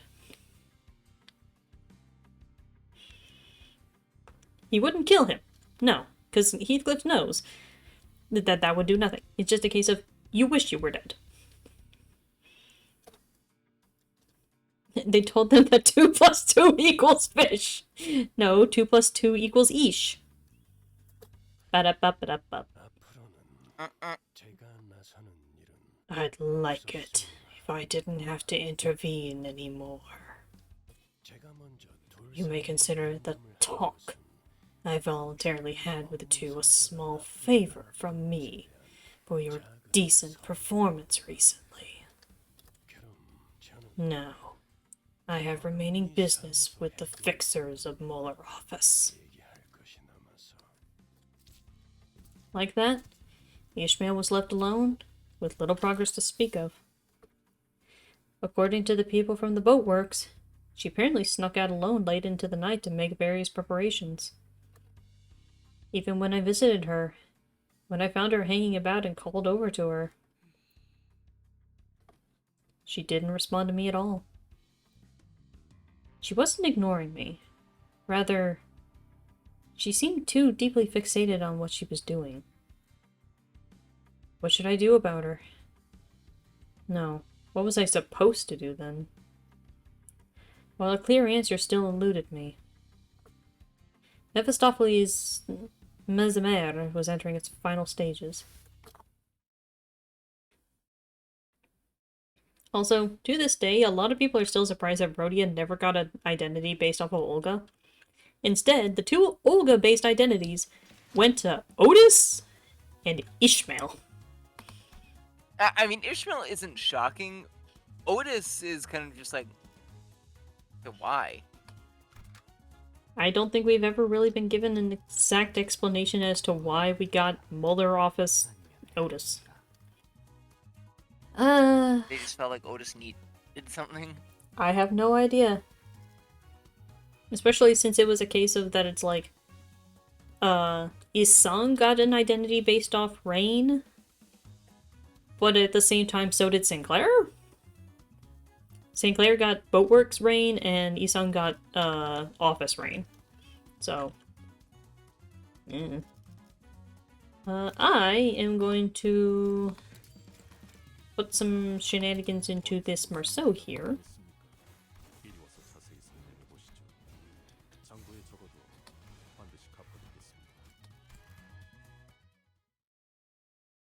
Because I want Merceau for this battle.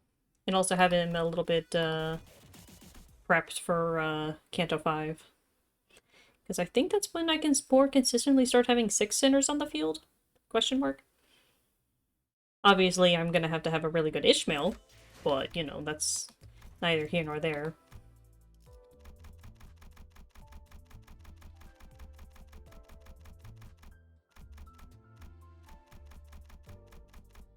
Okay, have you ever seen that video from Markiplier where he's got his dog on a air mattress and Boat he's dog?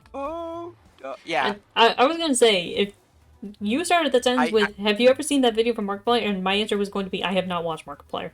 But then you started saying dog, and I'm like, boat dog. I just, my brain for some reason just went, and it's just that, but Boat Dawn. Ishmael. See, I thought it was going to be Boat Dawn, which would have been at least the same. Oh, that's even better. Just Dawn on a little raft. There she goes. Wait. Okay, who is the funniest person to be swimming underneath, pushing the air mattress? Heathcliff, because he's so big. That or I was gonna say Dante, honestly. I was gonna say that or Merceau, because he's also big. Merceau gives no shit. Anyway. All the sinners, save for Ishmael, gathered to behold the finished product. Oh, do I behold with mine eyes the transformed bus? Would one call this a bus boat or a boat bus? I think that's called a passenger liner. I think I'll go with bus boat. Where did the wheels go? We'll need them again once we're done with U Corp's district. A needless concern. Of course, it has been modified to be amphibious, with both a boat form and a bus form. What is this? Oh, so it's an LCVP. Landing craft vehicle personnel. You'll see. What is this? Some kind of magic bus? The myriad of possibilities. Everyone! The myriad of possibilities Mephistopheles holds means it has always been capable of various functions. Hasn't Faust expounded upon this detail once? No, that's enough of that. Let's start it up. We're gonna take this thing to Normandy. I would love to know where Normandy would be in the fucking city. F district. I guess I was gonna say, I guess we've never been to F district. It could be French, we don't know. Because J was weirdly kind of Japanese, but H district is China and S district is Korea, so who the fuck knows the French district? S, South Korea. Okay, fair. I got you there.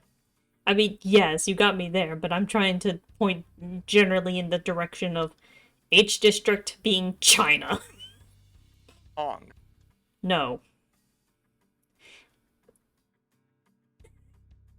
I know where you're going with that, but anyway.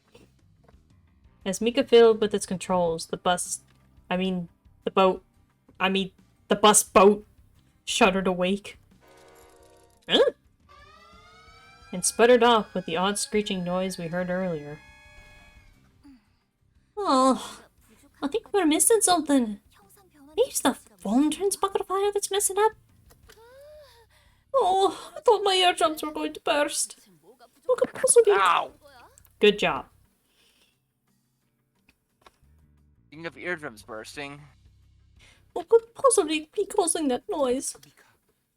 I think at some point possibly we had to make do with what we had. What was that? Did you just say make do? Well, we didn't have a choice. There weren't enough parts in stock. There's this one thing that was supposed to be replaceable, but the problem is... This wasn't the sound of its engine, was it? It's the gigantic mutant we've encountered before. It's headed this way. It is likely drawn here by the same clamor as afore. That's good news. That big boy has the exact part listed on his back, don't it? It does, I guess. Exists, are you, really? I am, really. It's that one expensive and tricky manufactured part, isn't it? Don't you remember the way it killed the employees of the other boat workshops? Well, it's because it crashed into us. Not because we were hunting the faster for parts. There. These lads and lasses that help us.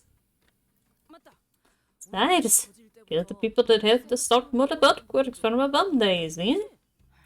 Looks like this is just the time to give it a right smashing down his noggin. Make me some more mind when and its ranges too. Alexius, can we get some too? What do you mean we?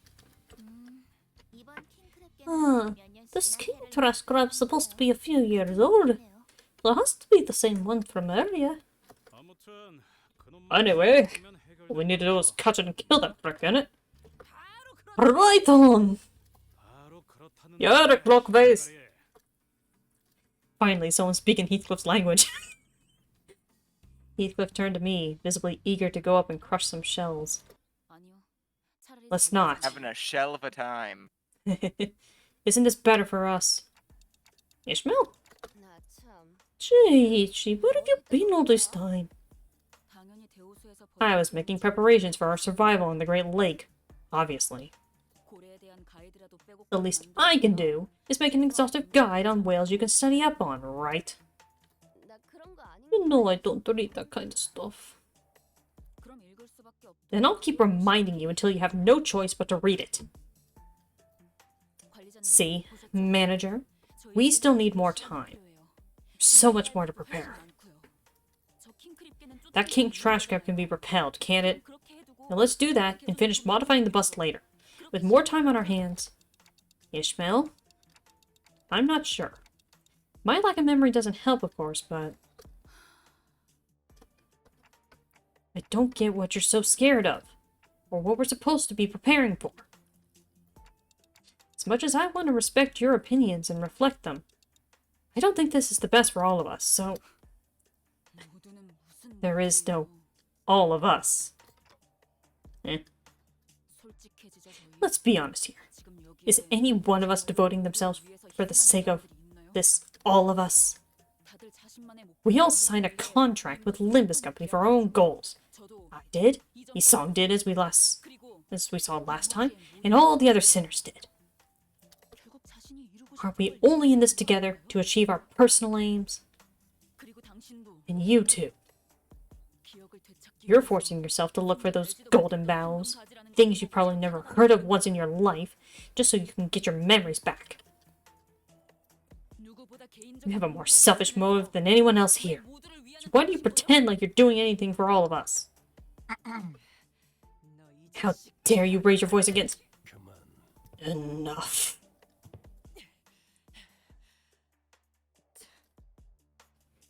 Virgilius, who seemed to have been discreetly listening in on our conversation, joined as though he'd been part of it from the start. Ishmael. I believe I made myself clear during our meeting. The contract comes first.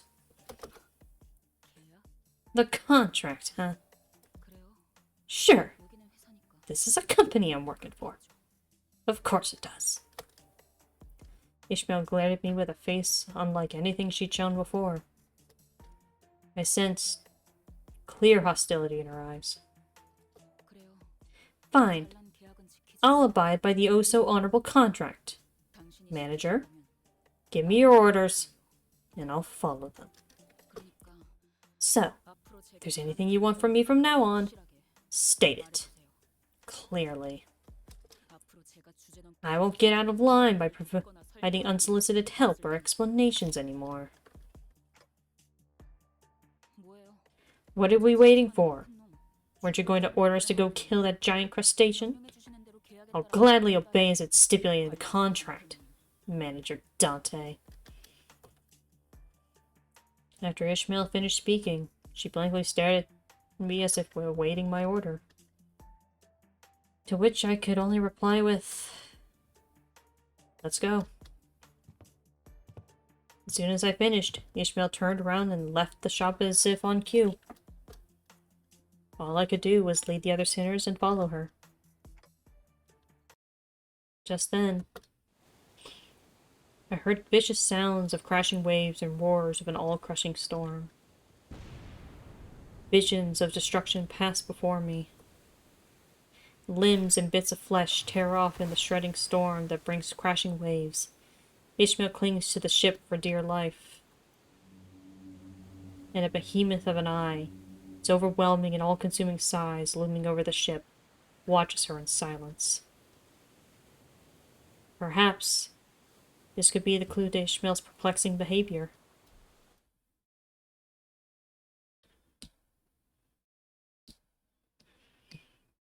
I mean, to be fair, Dante was actively trying to, show a bit of backbone there. Yeah, and trying to defuse the situation. But, like, I feel like that's more so what Virgilius and Faust want. It's, like, they know, okay, Dante is not going to be able to, like, completely wrangle these people. The important thing is that they're trying. Dante's job is to manage. And it's kind of a case of that part of managing these clowns is sometimes trying to diffuse situations that they themselves are the problem of. It's just that obviously Dante doesn't have all the context, and lack of the memories of how the city is run means that the way Dante deals with things is a little different from everyone else. Means it's going to be really interesting to see how Dante's character changes whenever they get their memories back. Yeah. Assuming that, there's going to be more to the story after that happens. It's certainly feeling to me that people have been speculating this for a little while, but I'm personally in the boat that we're not going to have any more than 13, maybe 14 cantos. Like, I think we are actually actively getting to the end game as of the start of Canto 10, which will be sometime this year. Do you think it's not going to be, like the cantos will be just, quote, first act, and it's going to be like a Dante's Inferno kind of thing? It's really hard to say, considering the fact on the menu we have to go into Inferno to then get to the things, but it's a case of that the story, basically from the very beginning, has always been set up as achieving the golden bows for the 12 sinners. I don't think the story itself is designed to exist much further beyond the stories of the 12 sinners plus Dante getting their memory back. Like, that's just my personal interpretation. Is that correct? So I mean, yeah, I really don't know what else they do either, so story wouldn't really feel like it's being drawn out a bunch. I mean, to be fair... Maybe have, Go on. Maybe have, one, a finale canto that is, everybody's canto. Kind of just, tying up loose ends, and it's, the final chapter of the story, but... That's why I said no more than 14, because... Yeah. 12 cantos for the 12 sinners, Canto 13 for Dante, Canto 14 / whatever epilogue chapter it is to finish up the story itself. Because there's been something that was shown off in the trailers that Bran brings up every once in a while that we are kind of anticipating. And we're just trying to figure out what the hell is the context for that, when is it going to happen. What is it? Back in the trailers... the original trailers for the game. Towards the end of... Basically, the trailer that utilizes In How We Live. Towards the end of the trailer, it starts showing an overview of the city as a whole. and the population is dropping. And basically everything else that was shown in that trailer more or less has come to fruition at some point. Mostly showing off, like, the sinners and stuff, or stuff like that. It's a case of... We also know as of Kanto 9 that something big is on its way. We're fucking preparing for wing wars kind of bullshit. So it's kind of a case of whatever that mass death event is, as Bran likes to call it, is probably actually on its way. And that'll probably be the climax of the story. What the hell it means? I don't know. Because we're 9 cantos in, and we are only now possibly learning what exactly the motivation of Limbus Company it is. As a company it is. And I'm in the boat of Limbus Company is basically a... not an underground operation, but an operation by Diaz to literally upend the head and rewrite the laws of the city in of itself. Because what Diaz wants is to control the city. Which is fitting of a character based off of King Moses II, also known as Ozymandias.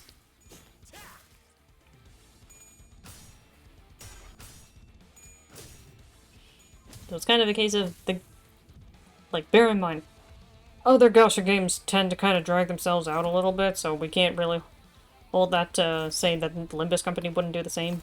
But the thing is that Limbus was designed as a gacha specifically to help the company get some more money. Kind of thing. Like, it's basically something to keep the company going.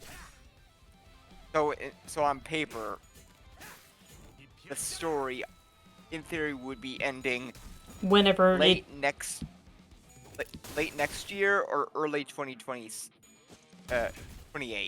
Let's see here. We would probably get Cantos 10 and 11.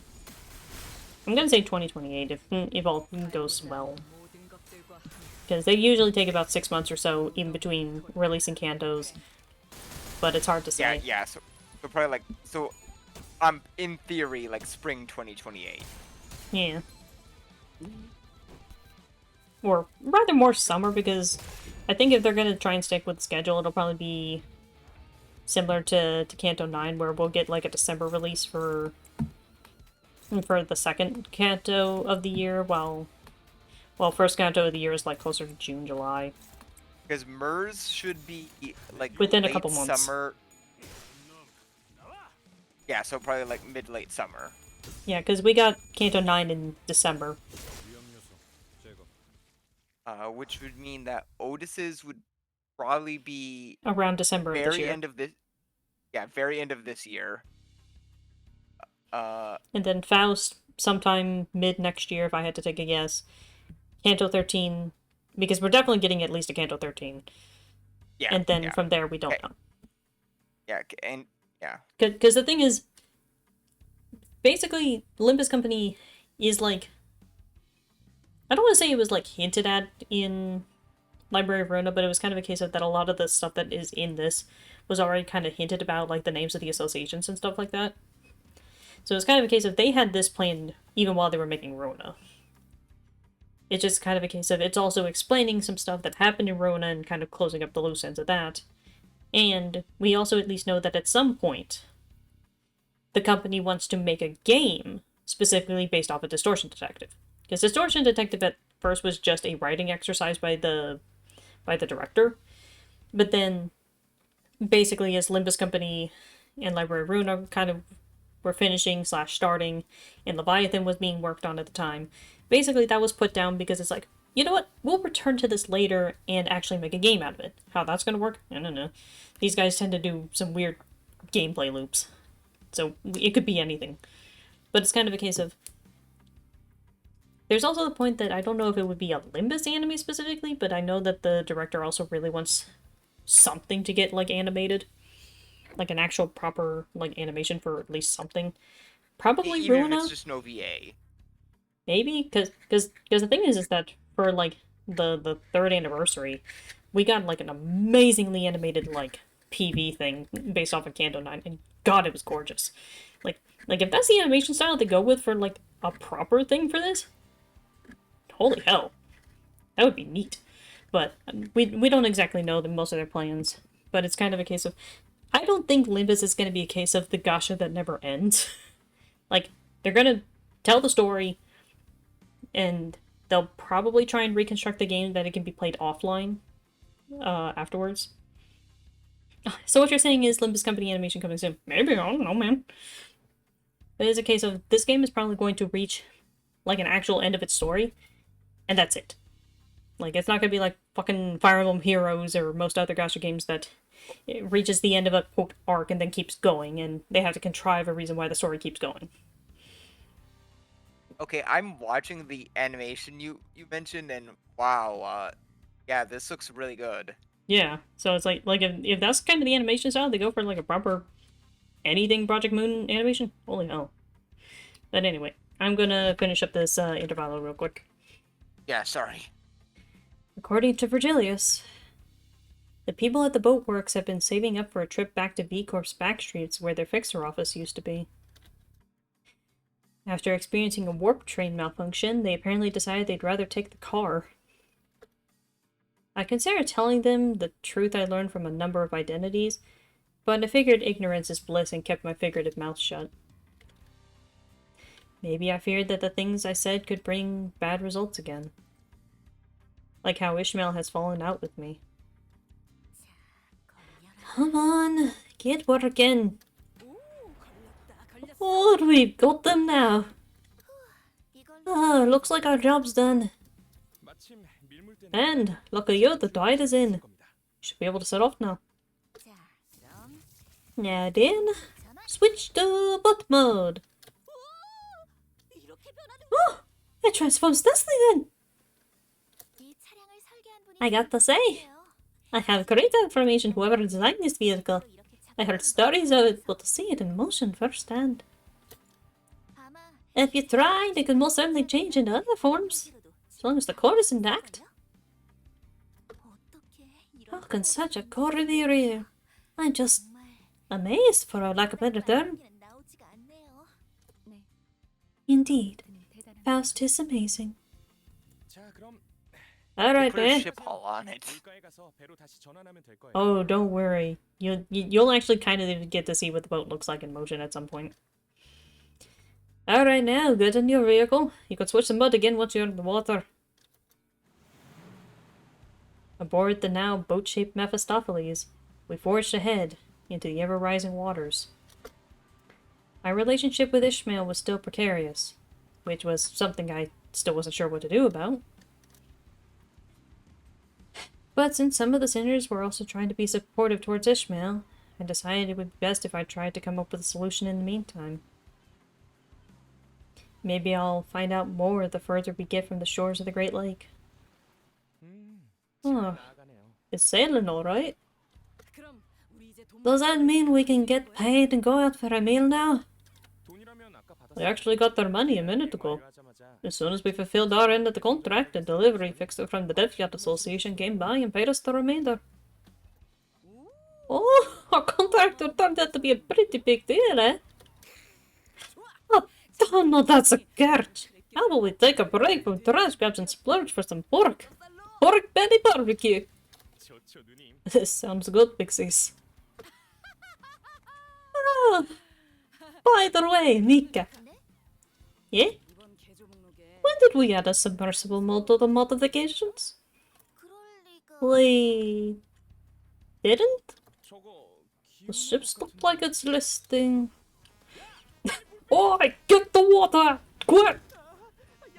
Buckets! Where are the buckets? I have found a hole. This must be TJ. We're off. Club, club. I'll get the lifeboat. Yes, we should also prepare the pony of penalty fees. We're so screwed. So, half the sinners plus Sinclair? I was about to say, Sinclair, you do not count as a children. Ah, we're so screwed.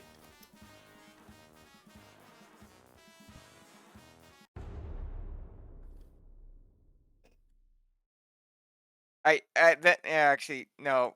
Then again, it actually reminds me of a story of there was a guy from second class who was one of the very few men survived from second class, Mm-hmm. and he survived because a woman hid him under her dress, and he said, "But it's women and children first," and her response was, "Yes, you're somebody's child," I mean, yeah. and which honestly that really stuck with me because it just I that woman mean, it saved is his true. life.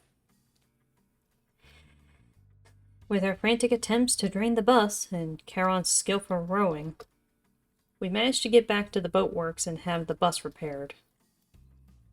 With that, our voyage to the Great Lake began somehow in earnest.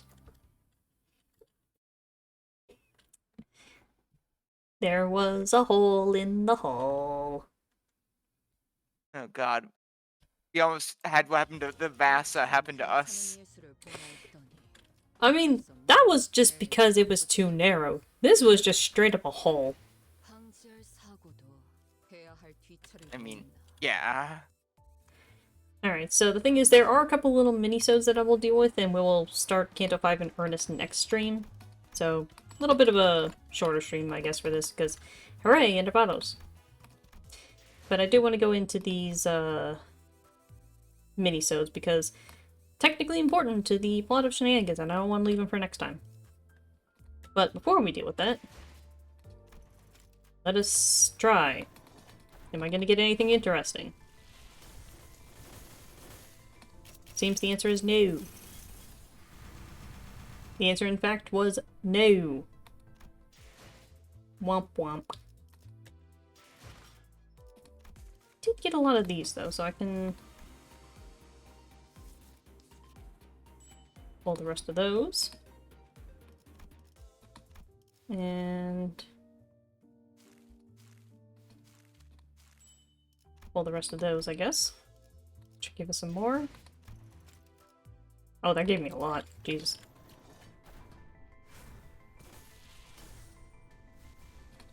Alright, this one actually has one on there, so we'll go through these first. There's a lot of 3 stars, so I'm not even gonna bother asking who do you think it is.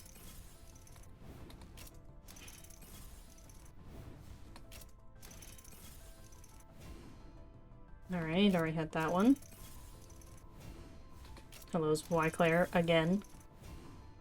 Alright, what is this one? Think it over 3 times, hard 4 times.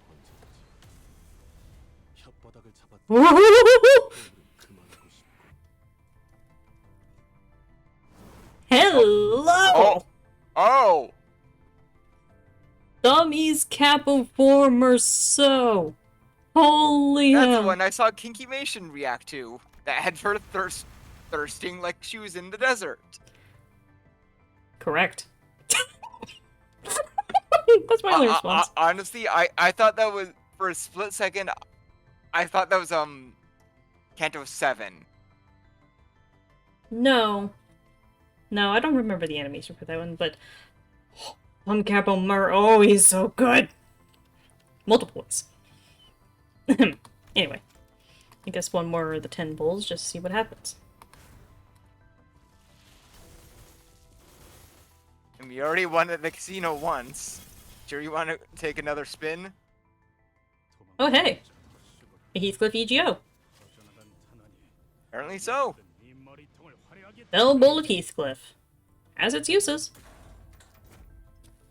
Leg it if you want. My scattering bullets will turn your brain into fireworks. Bell Bull of Heathcliff is actually pretty good. And I also get a Heathcliff I teamed. Jesus, this is just a Heathcliff everyone. What the hell?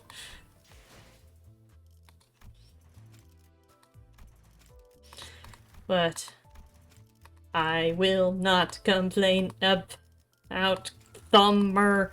Jesus Christ.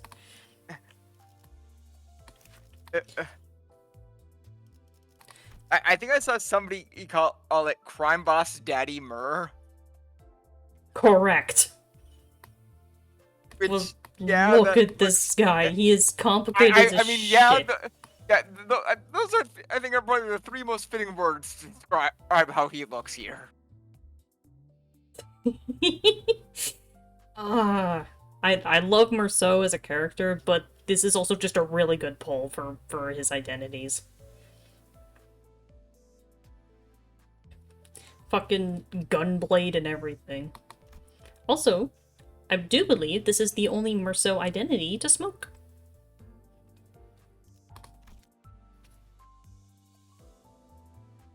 Sure, I didn't know you smoked. I don't. No, I don't. Well, technically the answer is Merceau, I didn't know you smoked. I don't anymore. But Fellbolt Heathcliff.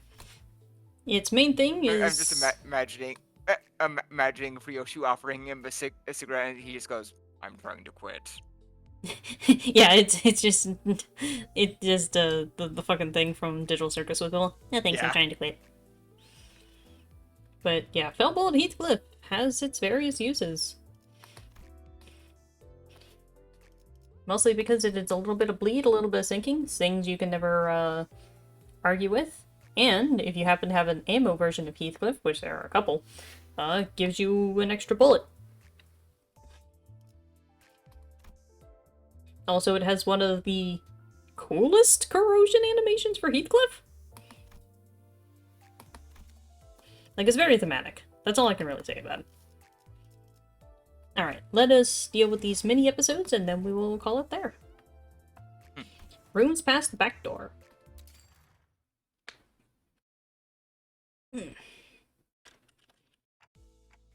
I hereby confirm today's closed business for the sinners. Whether we're riding the bus through a forest or navigating the bus boat over a vast lake, our daily routine changes very little. Thank you kindly. Starting now, you will be given a maximum of 12 hours to partake in sleep and rest. The duration is subject to change. Have a good night.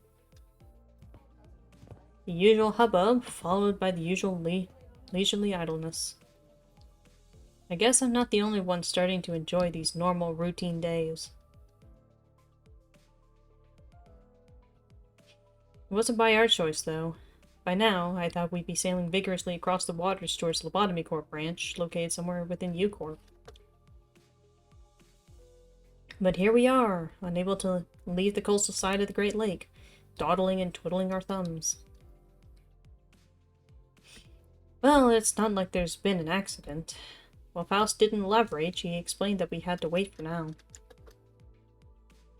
If I were to hazard a guess, we were waiting here to complete some kind of entry procedure like we did at K-Corp. Either that, or we're waiting for someone, probably the Before team, to get in touch with us. Which brings us here, surrounded by nothing but endless water. The sinners chattered about inane subjects before complaining about this immense boredom. But deep down, we were all exhausted from the unending onslaught of physically and emotionally draining happenings. Deep down, we all knew these leisurely days would not last. So we each elected to enjoy this brief maritime respite in our own ways. Seagull. Also, Pori song. Seagull of years. You don't need us mine assistance. Yes, I have repeatedly made myself clear. I am quite alright. Thy countenance, returning the contents within thy stomach to the lake with such vigour, saith otherwise. Except for Yisong, who had a surprisingly low tolerance for seasickness. This voyage was proving to be rather uneventful. Yisong, the day's over. You can go back to your room now. Shall I finally be freed from this suffering? Seriously, I told you that you could rest in your room if you wanted. Our fellows must also have their share of suffering.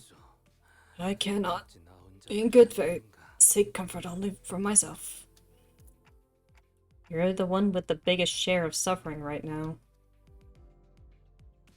While I wish that he'd be more reasonable with himself, I could see where he was coming from.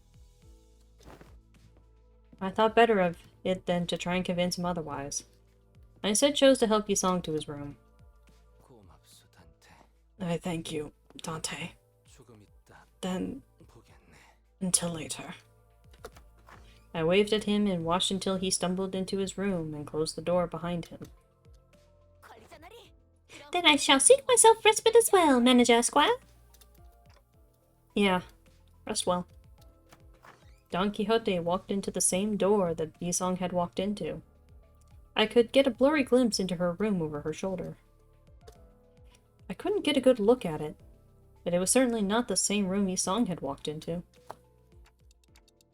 I see these doors every day. I still don't get it. I should probably be used to this by now, but it's still pretty fascinating how the rooms change based on who opened the doors. I turned, leaving their shut door behind, ready to return to my room. There's a door immediately to the right side of that... There's a door immediately to the right side of the demarcation of the corridor we're not allowed to cross. Within that door is a space somewhat different from the sinners' rooms. In there were the wooden door to my room, and the metal door leading to the mirror dungeons. The doors leading to the excavation dungeons, and the recently opened door to the refraction railway also come into view. No new doors. Yet. For no reason in particular, I creak those doors open and take a quick peek inside to see if anything changed. Well, I've never actually managed to catch any changes myself, but who knows? Maybe I'll notice something worth keeping to myself. Which I should probably report to Faust. Something must have caught wind of my rather mischievous thought. An ear-splitting siren blares all the way here from the other end of the bus. Blimey! What the hell is... Oh boy, this again! Me. Kill the volume. I spun around to face the other side of the corridor. The sinners, alarmed by the noise, were one by one peeking out of their rooms. They were used to the siren by now, but that didn't change the unpleasant fact that their sweet private hours were disturbed. Well met, Dante. Let us observe this disturbance together. Okay. I accompanied Faust to the helm. She fiddled with a few buttons and shut off the alarm. Incomprehensible, complicated-looking letters began to fill the round screen. Is that a new room? Even Faust needs a moment to decipher. Right. The siren always comes without warning. And with it appeared the mirror dungeons, the excavation dungeons, and the refraction railways. I don't know if it's relevant, but I didn't see anything that would indicate activity when I checked the railway door earlier. It is unlikely that anything new would appear from that entrance. Yet I find it difficult to believe that the next line would arrive so soon when the glow of the door leading to line 2 has yet to go out. I guess you're right. The first railway really took me by surprise when it appeared. A new door had appeared before us, its edge shimmering with a blue glow, and when we entered it, the mysterious vehicle was just sitting there, waiting for us. Its appearance somewhat resembled that of Mephistopheles, but it was also patently clear that I'd never seen anything like it before. Odd feeling. I see that your first encounter with a train has left a strong impression, Dante. To be fair, the refraction railway train is basically just a velvet room at that point. Well, I recall that you had a rather violent reaction when I entered the train to observe its interiors. Come on. wasn't the only one that freaked out. Everyone did. What if that thing left the station before the rest of us got on? Was what I wanted to say if Faust hadn't already turned around from the screen, to which her eyes had been metaphorically glued for a while, and walked away. This wasn't it, then. No, this particular volatility is not something we can utilize. Right. I thought it was an awkward time for a new door to appear. Too soon. Too soon. Dungeons and the railways appeared at awkward times as well, Dante. I recommend that you refrain from settling into a premature conclusion. A new variable may present itself at any moment. Yeah, because bear in mind, while time for us is flowing in real time, the timeline of Limbus Company is way different. Like, the difference between Railway 1 and Railway 2, I think is only a few months. While for us, it was like an entire half a year. Or like an entire year, something like that. Or the fact that by the time of Canto 9, it's only been an entire year. In universe. But for us, it's been 3 years. So it's like, the timeline's all over the place. These guys can't, quote, anticipate when things happen because they're happening regularly for us. Not for them. Anyway. Moreover, if this volatility has triggered an alarm in Mephistopheles' engine, then it naturally follows that a new door has appeared at an indeterminate location down the corridor. This may reveal a space from which one could never return. It is best that we keep track of these incidents. Even Heathcliff won't do anything like that again. Probably. As per my last advice to you, a premature conclusion is... Regardless, no serious issues have been detected at this moment. It would be most apt that we enjoy our remaining rest period. Now, if you will excuse me, rest well, Dante. With those as her parting words, Faust disappeared into her room in her usual manner. Left alone again on this boat. I looked at the numerous letters displayed on the screen. Numbers, unintelligible letters, drawings and symbols depicting something. I had to shake my clock head after staring at that dizzying sight for a while. I wonder if this is how Yusung felt earlier. I'm starting to feel nauseous. I was barely able to hold back the vertigo from settling in. Time to saunter back to my room. Let's turn in early tonight.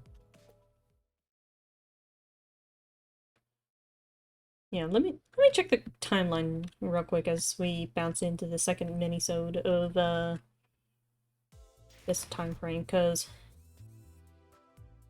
yeah, for reference, Canto 4 takes place in May. The entirety of Intervallo 2 takes place in May. Canto 5 doesn't start until July. But mini episode 2, the first Walpurgis Night. Something that, well, obviously we don't get to experience, but at least should be acknowledged. Another day, another prolonged and dreary period of waiting, and some more waiting for something to happen. Of course, our bus boat was still floating on the coastal Great Lake. Voices of discontent among the sinners started small, but they have been growing increasingly incessant as of late. Holy crap! All of a sudden, a near-splitting siren echoes throughout the cabins. It's that alarm again, warning us of a volatility in Mephistopheles.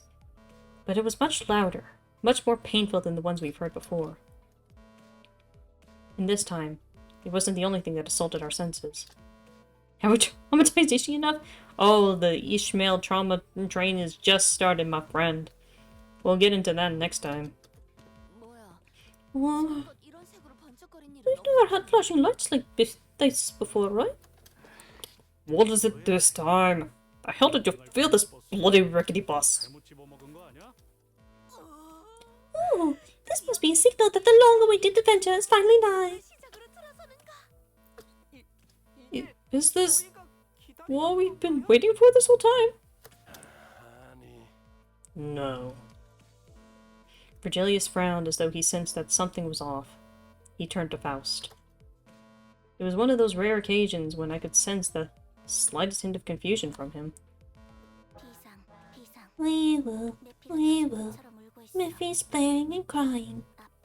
Mephi's sick. What is this, Miss Faust? I wasn't informed about a siren like this before.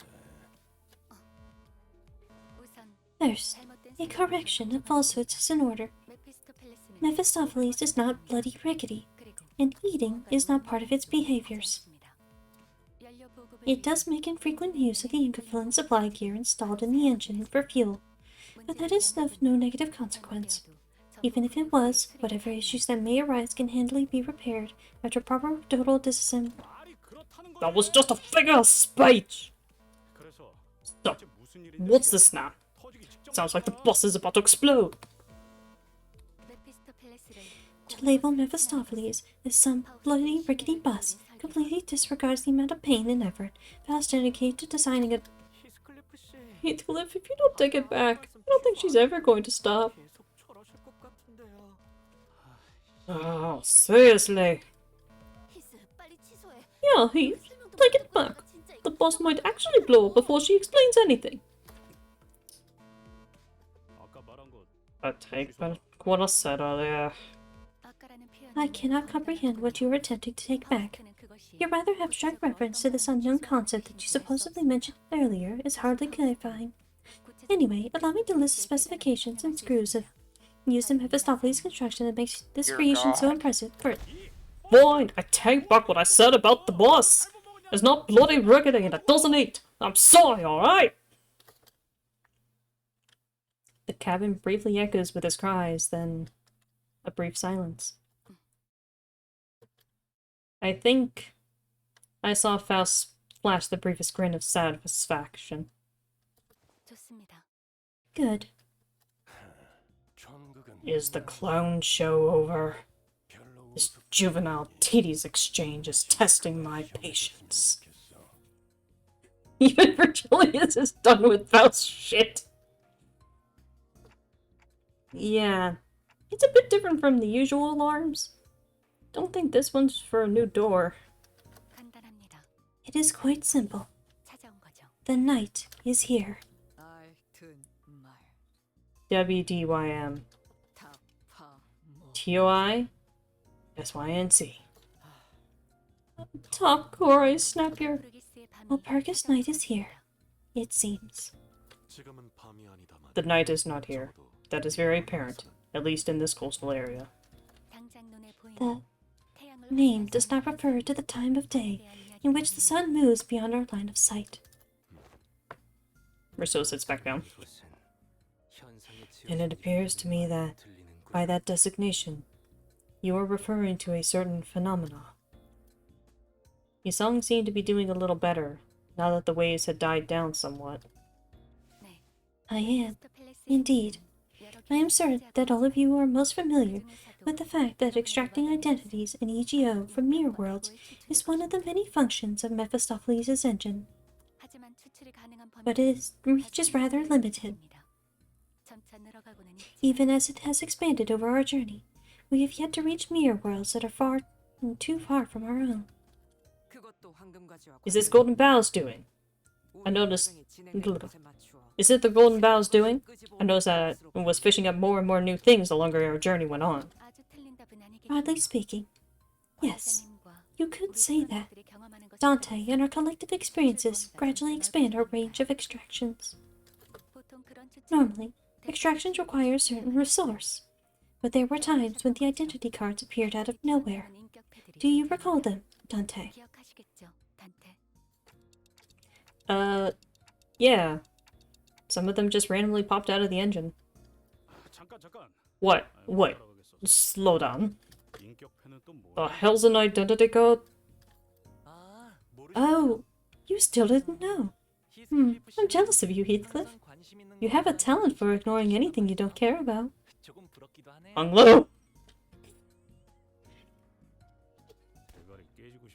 You look like to get your head smashed in or what?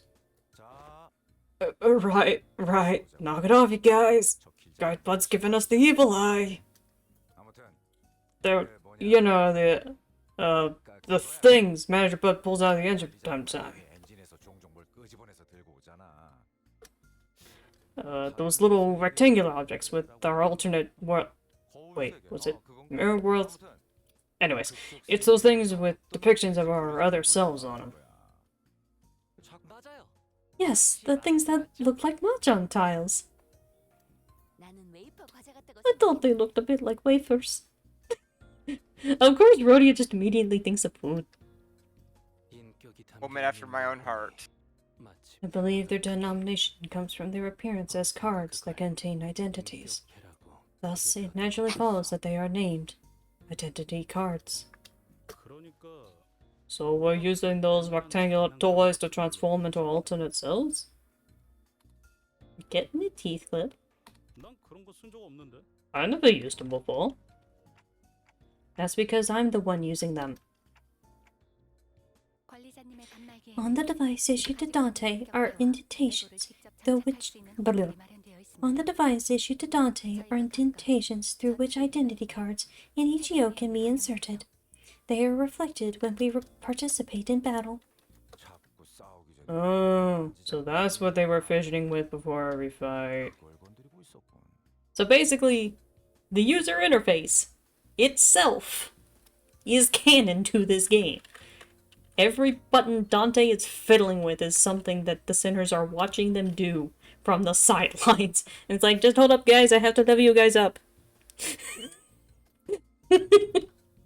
Imagining Dante with like a dual disc placing on it. I mean, you might barely see it on my character, but the little tablet thing that my little tuber is holding, that's basically the tablet that Dante is holding. I summon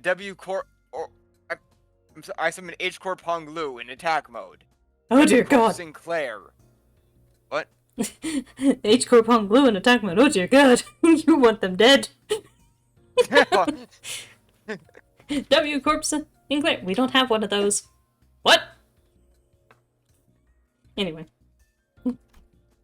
I could tell from his flabbergasted expression that none of it had ever even occurred to Heathcliff. On the other hand, Don Quixote wore a somewhat forlorn expression. What's wrong, Don Quixote? Well, is this not about the time when Ishmael would intrude upon this conversation and denounce Heathcliff with biting words, such as, "You still didn't know? That's just like you"? This emptiness weighs heavily upon mine heart. Oh, you're right. Something was missing from this whole convo. I knew it. You right, daft bastards. Enough. We're not getting the information we need. Miss Faust, please explain the present situation. What are these green lights? Understood. If we take into account the case of identity cards Dante received without spending any lunacy, we can draw a conclusion that the Mephistopheles extraction has an element of unpredictability tied to its uncertainty. The hell is she blathering about now? Yet this item is of your design. To say that it has an element of unpredictability would indicate that. Correct. And fuels the engine, yes. However, extractions and reconstructions utilize chaos. Well, in easier terms, you could say that it uses the concept of possibilities itself as fuel. Our extraction range grows when we are able to clearly observe specific possibilities in the infinitely branching mirror worlds. During this period, however, the borders between the mirror realities are entirely shattered. Using the present as our anchoring point, it could be said that our current extraction range is approximately 3 years to the past or the future. During Walpurgis Night, however, that range grows to about 10 years or even more. In that case, Don't mean to say that identities are permanent fixes from times past, my great as was. Theoretically speaking, yes. But each Walpurgis Night has its own peculiarities. It will not let us reach into all potential possibilities. Does that mean that we may also be availed to alternate selves as the legendary fixer, the arch-magnificence, the one and only Red Mist? That is extremely unlikely, but I will not completely dismiss the possibility. The extended range, I suppose, could be defined by worlds affected by entities that were indispensable to the formation of this current state of the world. An example of that would be the Lobotomy Corporation headquarters prior to the White Knights and Dark Days incident. Basically, the TLDR in real-world terms, Walpurgis Night is the ability to specifically reach into Lobotomy Corp and Library Ruin identities, because those two incidents are what caused Limbus Company to become Limbus Company. So, technically, yes, there could be a Red Mist identity some point in the future, but it'll probably be tied directly to the Walpurgis Night, because that would be the most logical of them. But that's not to say we haven't gotten weird identities that are related to other shenanigans, like Molar Office Otis, who was not a Walpurgis identity, she just kind of exists. But that was also within the last, quote, 3 years in universe, so... Anyway. In some ways, your words sometimes find a roundabout way to the truth, Don Quixote. I didn't know who this Red Mist was, nor did I know what White Nights and Dark Days was. But I could hazard a guess that they both must have been pretty significant, considering that Virgilia's face grew visibly tense as soon as they were mentioned. The sinners were unsettled, too. We can conclude that the siren is no cause for immediate concern, then. No, it isn't. Consider it a festival that arrives once in a while. For now. Festival. Festive times. Charon is festive too. I don't know if I got all that, but this isn't what we've been waiting for, is it? No. We will continue to wait. The sinners sighed and groaned with disappointment as the newfound anticipation fizzled. Well, something did happen, but it wasn't something that would get us moving. I could see what a disappointment this might be to them. So, how we stop that green light from flashing? It will turn itself off when Dante extracts something from the engine. Do not worry. Right. Back to business, all. Dante, extract something and turn that alarm off. WAD. We'll just be running more dungeons through the back door and with whatever new thing they pull anyway. Still, this leisureliness is a very rare opportunity, isn't it? Blessed be the patient ones, or so it is said. Every sinner says their piece before returning to their seats. Some of them walk out of the cabin to gaze at the lake. Something that they must be growing a tad tired of doing at this point. Maybe they're just going out for a long sigh. And Otis walked up to me. Are you not worried, Executive Manager? But what that mad scientist said. For now. There has to be more to that statement. Should I investigate this matter further? Otis was right. While Faust did tell us to consider this nothing more than a festival that arrives once in a while, she definitely knew more than she was letting on. But if Faust speaks of something in her characteristically cryptic manner, it means that she'll never tell us until she wants to. Well, it does bother me a little. But right now, we don't have a lot of options. Let's just put a pin in it for now. Otis nodded affirmatively, bowed, and returned to her seat. Well, let's get extracting like Faust said. Basically just explaining what the the actual shenanigans surrounding Walpurgis events. And the fact that eventually they started including combat. But, with that taken into consideration, that is where we're leaving off for tonight. We'll be starting up Canto 5, and that's gonna be, fun, for lack of better terms.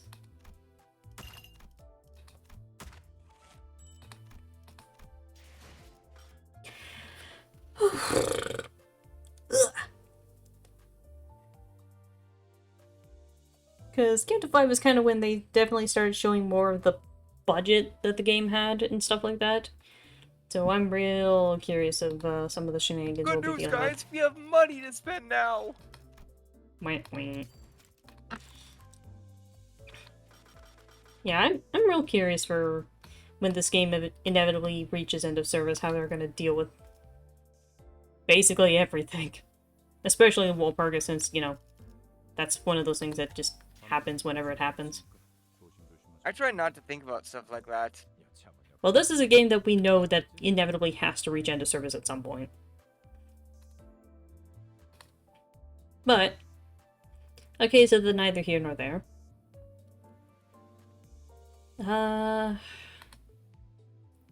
Give me a moment and we shall see shenanigans. Yeah, we can deal with that. How about that? So, with all of that taken into consideration, I do want to thank you all for tuning in for more Limbus Company shenanigans. It's always very fun to go through this. I still need to actually sit down and figure out what I'm doing after I get past Canto 6, because, you know.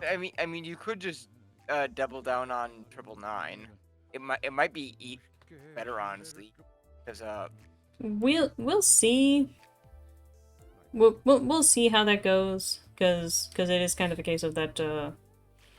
I kind of want to keep my Monday slot as like something not particularly game cleary, or just, I don't want to say it's like the random night, but it's kind of more just me doing random stuff. How about that?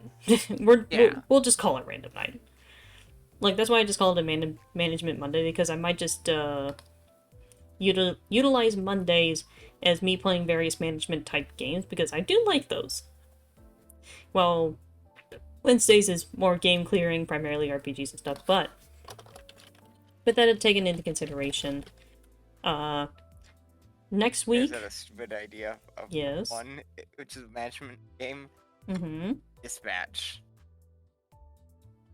Unfortunately, I've already seen the entirety of the main story of Dispatch, and there is nothing particularly enticing enough for me to do my own playthrough of it. Yeah, that's fair. Because it's like, I already know what the, quote, golden ending of the game is, and Snowy already went through with the character that I probably would have picked for Robert anyway. So it's like, eh. But, like I said, taking that into consideration, I will be back on Wednesday for more 999. I don't know where I am in terms of the particular story beats I'm doing, but I'm enjoying the game. For lack of better terms, I'm enjoying that game. I have a idea of what ending you're on the path for, but I'm not saying a peep Good. on that. Not a single marshmallow peep. Good. But I am very much happy that you are enjoying it. Anyway, Wednesday, we'll be back for 999. Next Monday, if everything is going according to plan, we will be back for more of this particular run of Limbus Company, and we will be starting up Canto 5, which is going to be fun. 5. I don't know how far we'll get into it, because I definitely know that it's going to be long.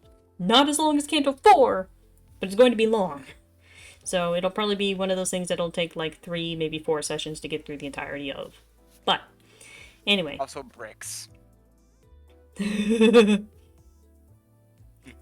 But, I hope you enjoyed tonight. We are going to go raid Aelita, who is currently playing some Dr. Robotnik's Mean Bean Machine. very specifically, it's specifically Mean Bean Machine. So, I hope you enjoyed the stream, and we will see you all next time. Later. Until then...